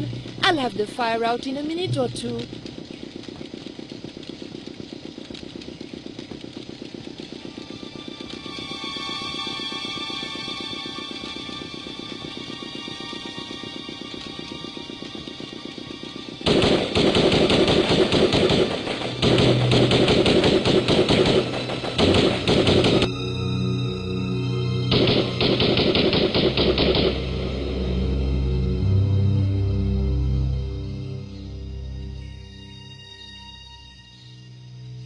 What's that? What's happening? Trouble. Give it up. The pyramid's surrounded. I'll find out what the trouble is. Watch Stobart doesn't pull any tricks. If he does, shoot him in the head, not through the heart. Why does it matter? He'll be dead either way. His heart belongs to Tezcatlipoca. That's not true. We just had dinner a couple of times.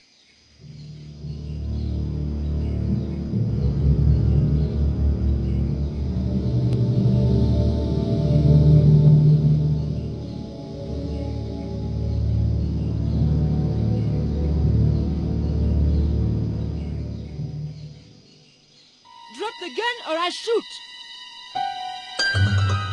Please, don't hurt me! Don't worry yourself. My finger isn't loaded. Nico, what are you doing here? Firstly, I'm going to set Georges free, and then screw up Karzak's scheme. No, I can't let you do that. Karzak has promised me power. Raoul, wake up. The only thing Karzak has on offer is death. You may want to ask Oublier, except you can't. Karzak murdered him. You're lying. Oubier's in Europe. Sure, he's in Europe. In London, on a mortuary slab with 2 bullet holes in him. But Karzak promised. When he frees Tezcatlipoca, we'll all be granted great power. Listen to her, Raoul. Karzak's insane. I don't know. I need to think. You've let your mother do your thinking for you up to now. You need to think for yourself. Your mother and Karzak think alike. There's only one expendable member of the plan left, and that's you. Mother would never betray me. Oh, I'm tired of trying to reason with you, Raoul. Titipoco. Watch this man, and if he makes a move, shoot him with your gun.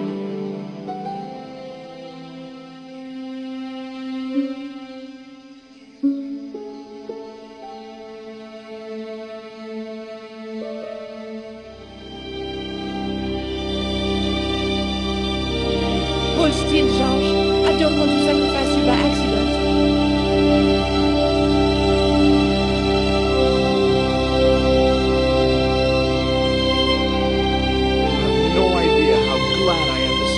They were going to cut your heart out. I think I can guess. We can save the happy reunions for later. We've got to move. Come on!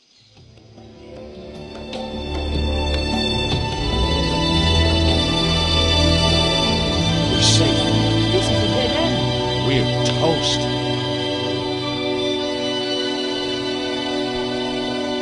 I know, Titipoco. I'm not too happy here either. He knows this is Tezcatlipoca's pyramid. The house of the enemy. Well, we can't stay here like rats in a trap. And we can't go out the way we came in. It would be suicide. I'll have a look round. Maybe there's another way out. In the meantime... Take this. It's the Coyote Stone. It might bring you luck, I hope. You managed to recover the stones from the village?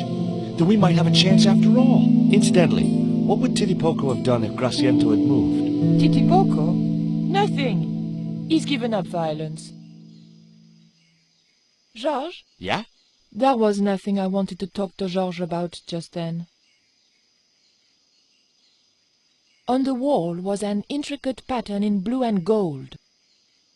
By the door was a pattern picked out in blue.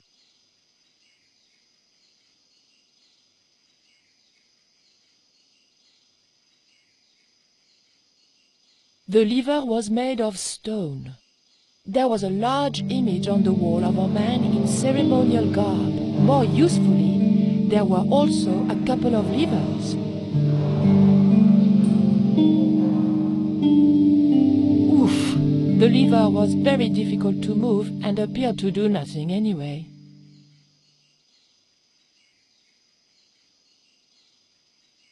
Heave! Still no good. Georges? Yeah? Georges, I can only pull one lever at a time, and I think we need to pull both together. Okay, I'm up for that.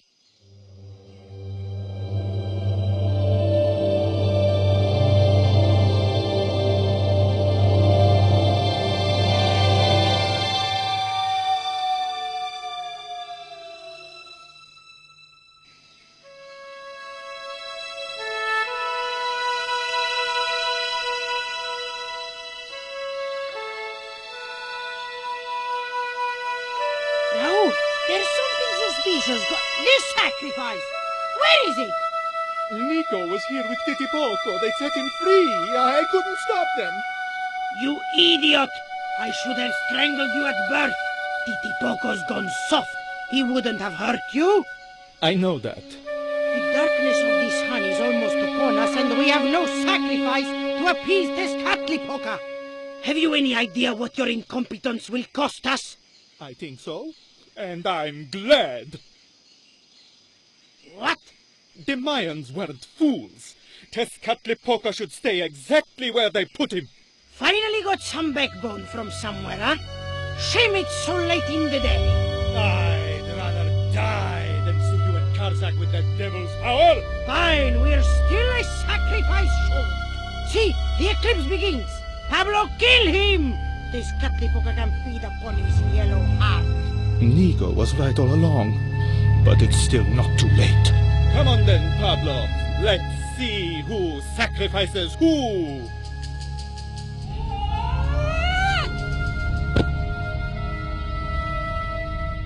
What place is this?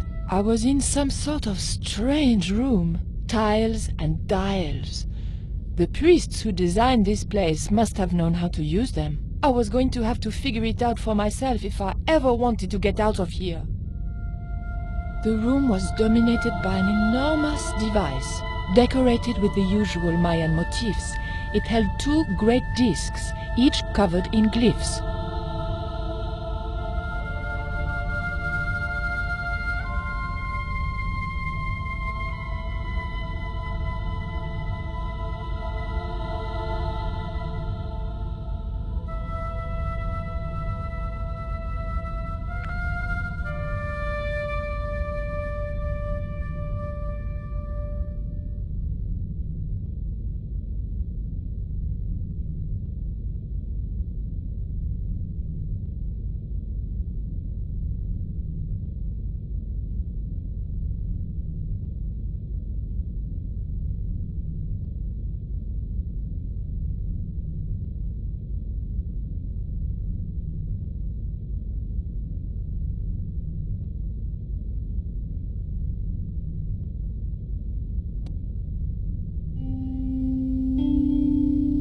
The tile moved slightly.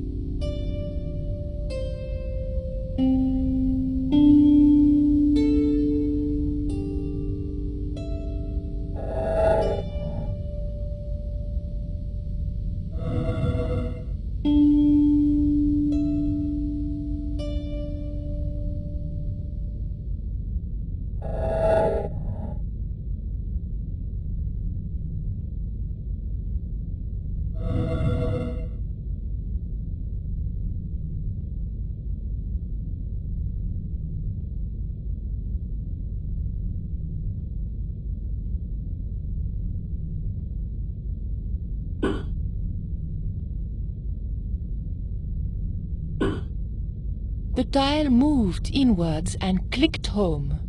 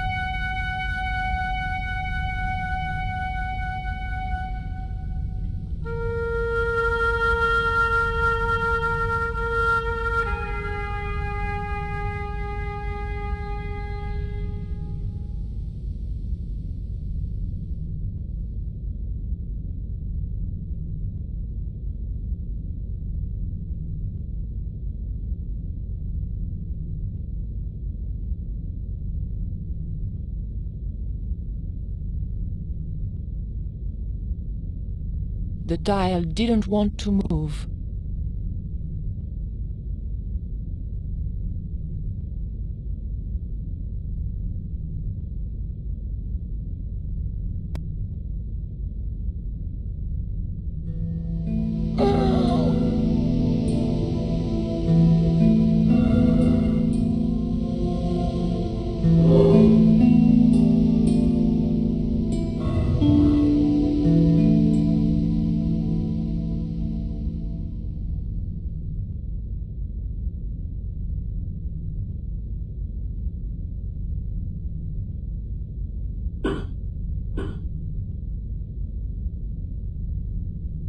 The tile didn't move at all.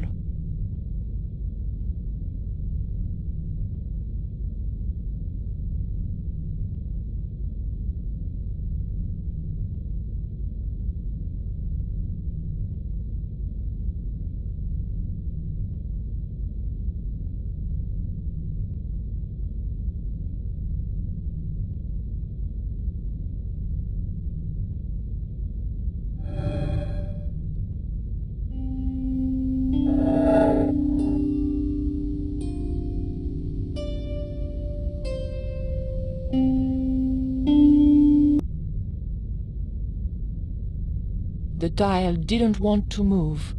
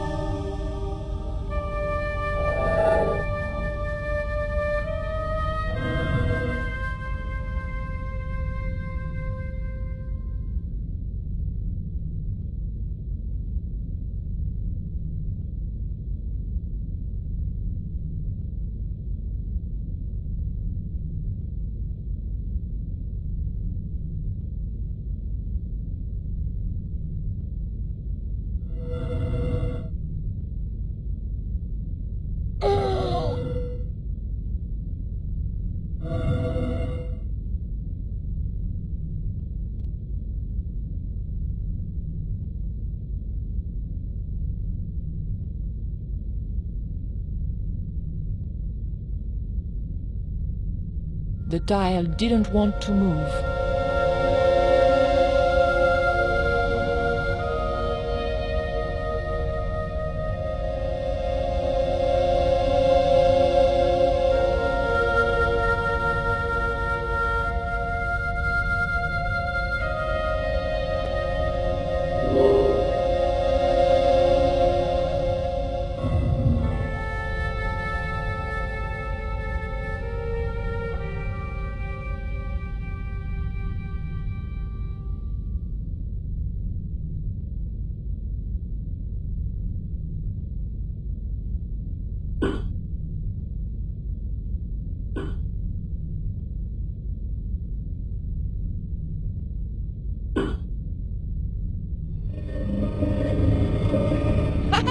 Et voilà!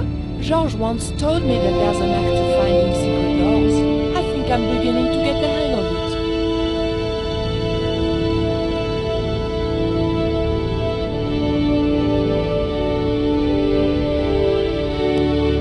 So I thought, this is it, you know? This is true love. Anyway, I have to leave for a few weeks, and when I come back, what do I find? Damn right. And with who? Labano, that creep. Huh? Yeah, that's exactly what I thought.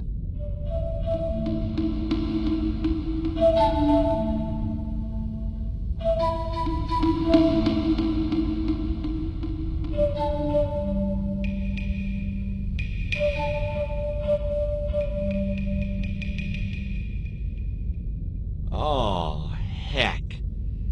Looks like another dead-end titty poco. Any ideas?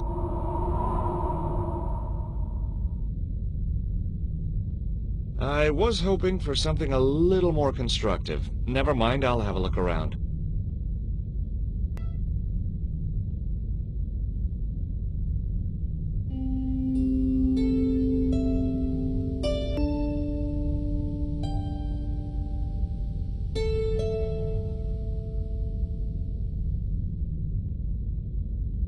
Look, I need to light this torch. Can you do something clever with a couple of sticks, or flint and tinder, or...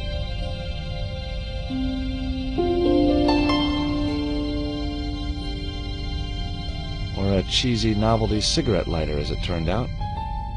A really creepy statue. The figure held a skull and a bowl, probably for a heart to go in. Yuck! The only thing he could do with the statue was sit on it. And Titty Poco had beaten me to that.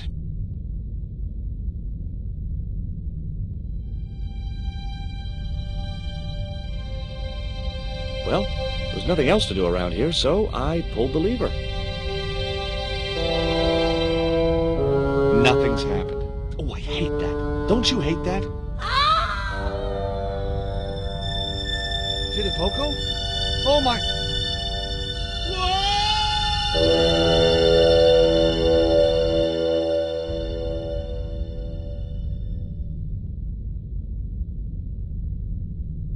Great.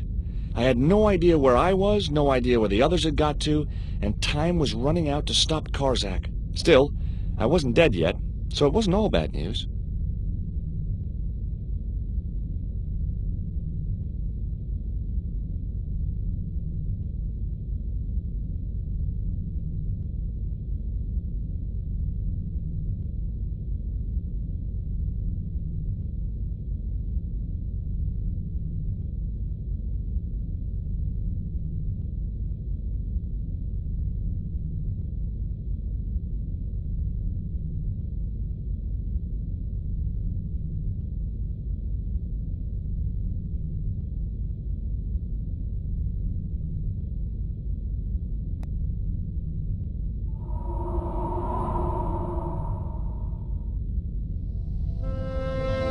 A stone slab that must have weighed tons sealed the door.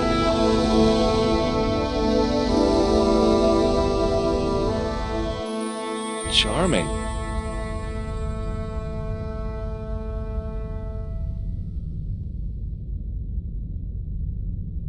Lovely. Looks like my school gym teacher. There was a stone lever to the right of the doorway. To the left of the door was a stone lever.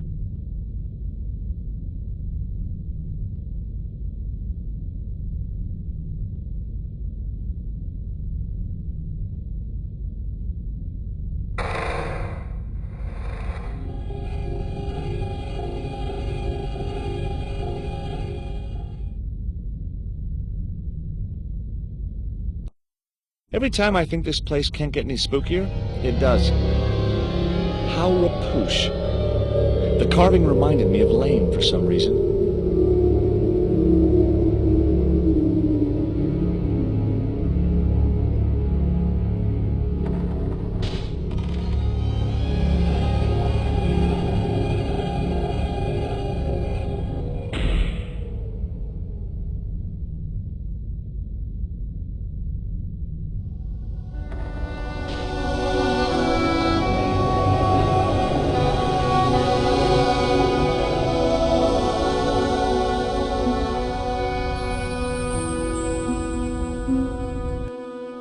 Yes, finally.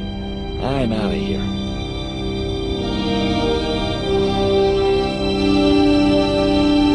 Once more into the unknown.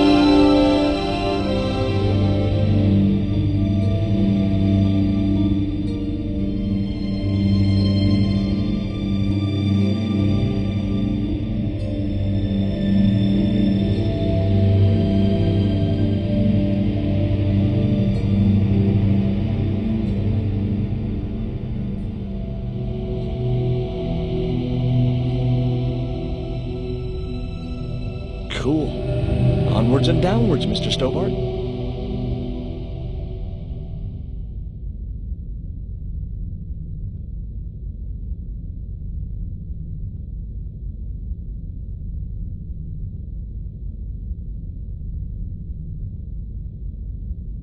This was it.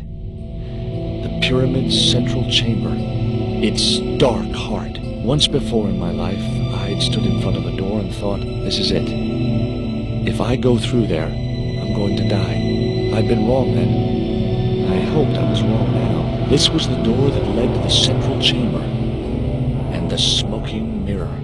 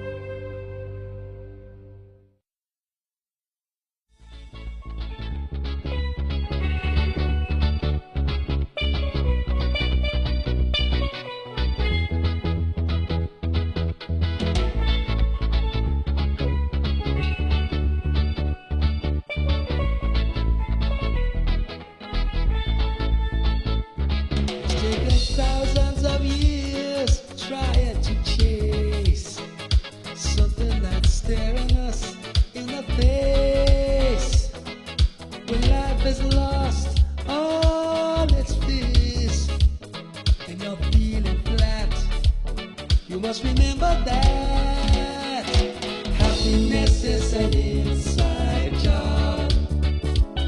If your name is Mary, if your name is Bob, it's up to you if you sing or sob. Remember, happiness is an inside job.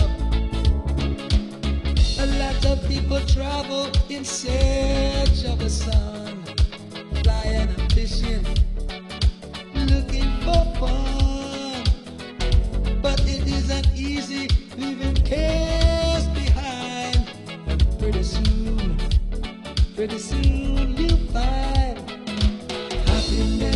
an inside job. If your name is Mary, if your name is Bob, it's up to you if you sing or sob. Remember, happiness is an inside job. You can have a house on top of the hill, bank accounts worth a couple of mil. But when you lose your spark and your spirit's dead, had to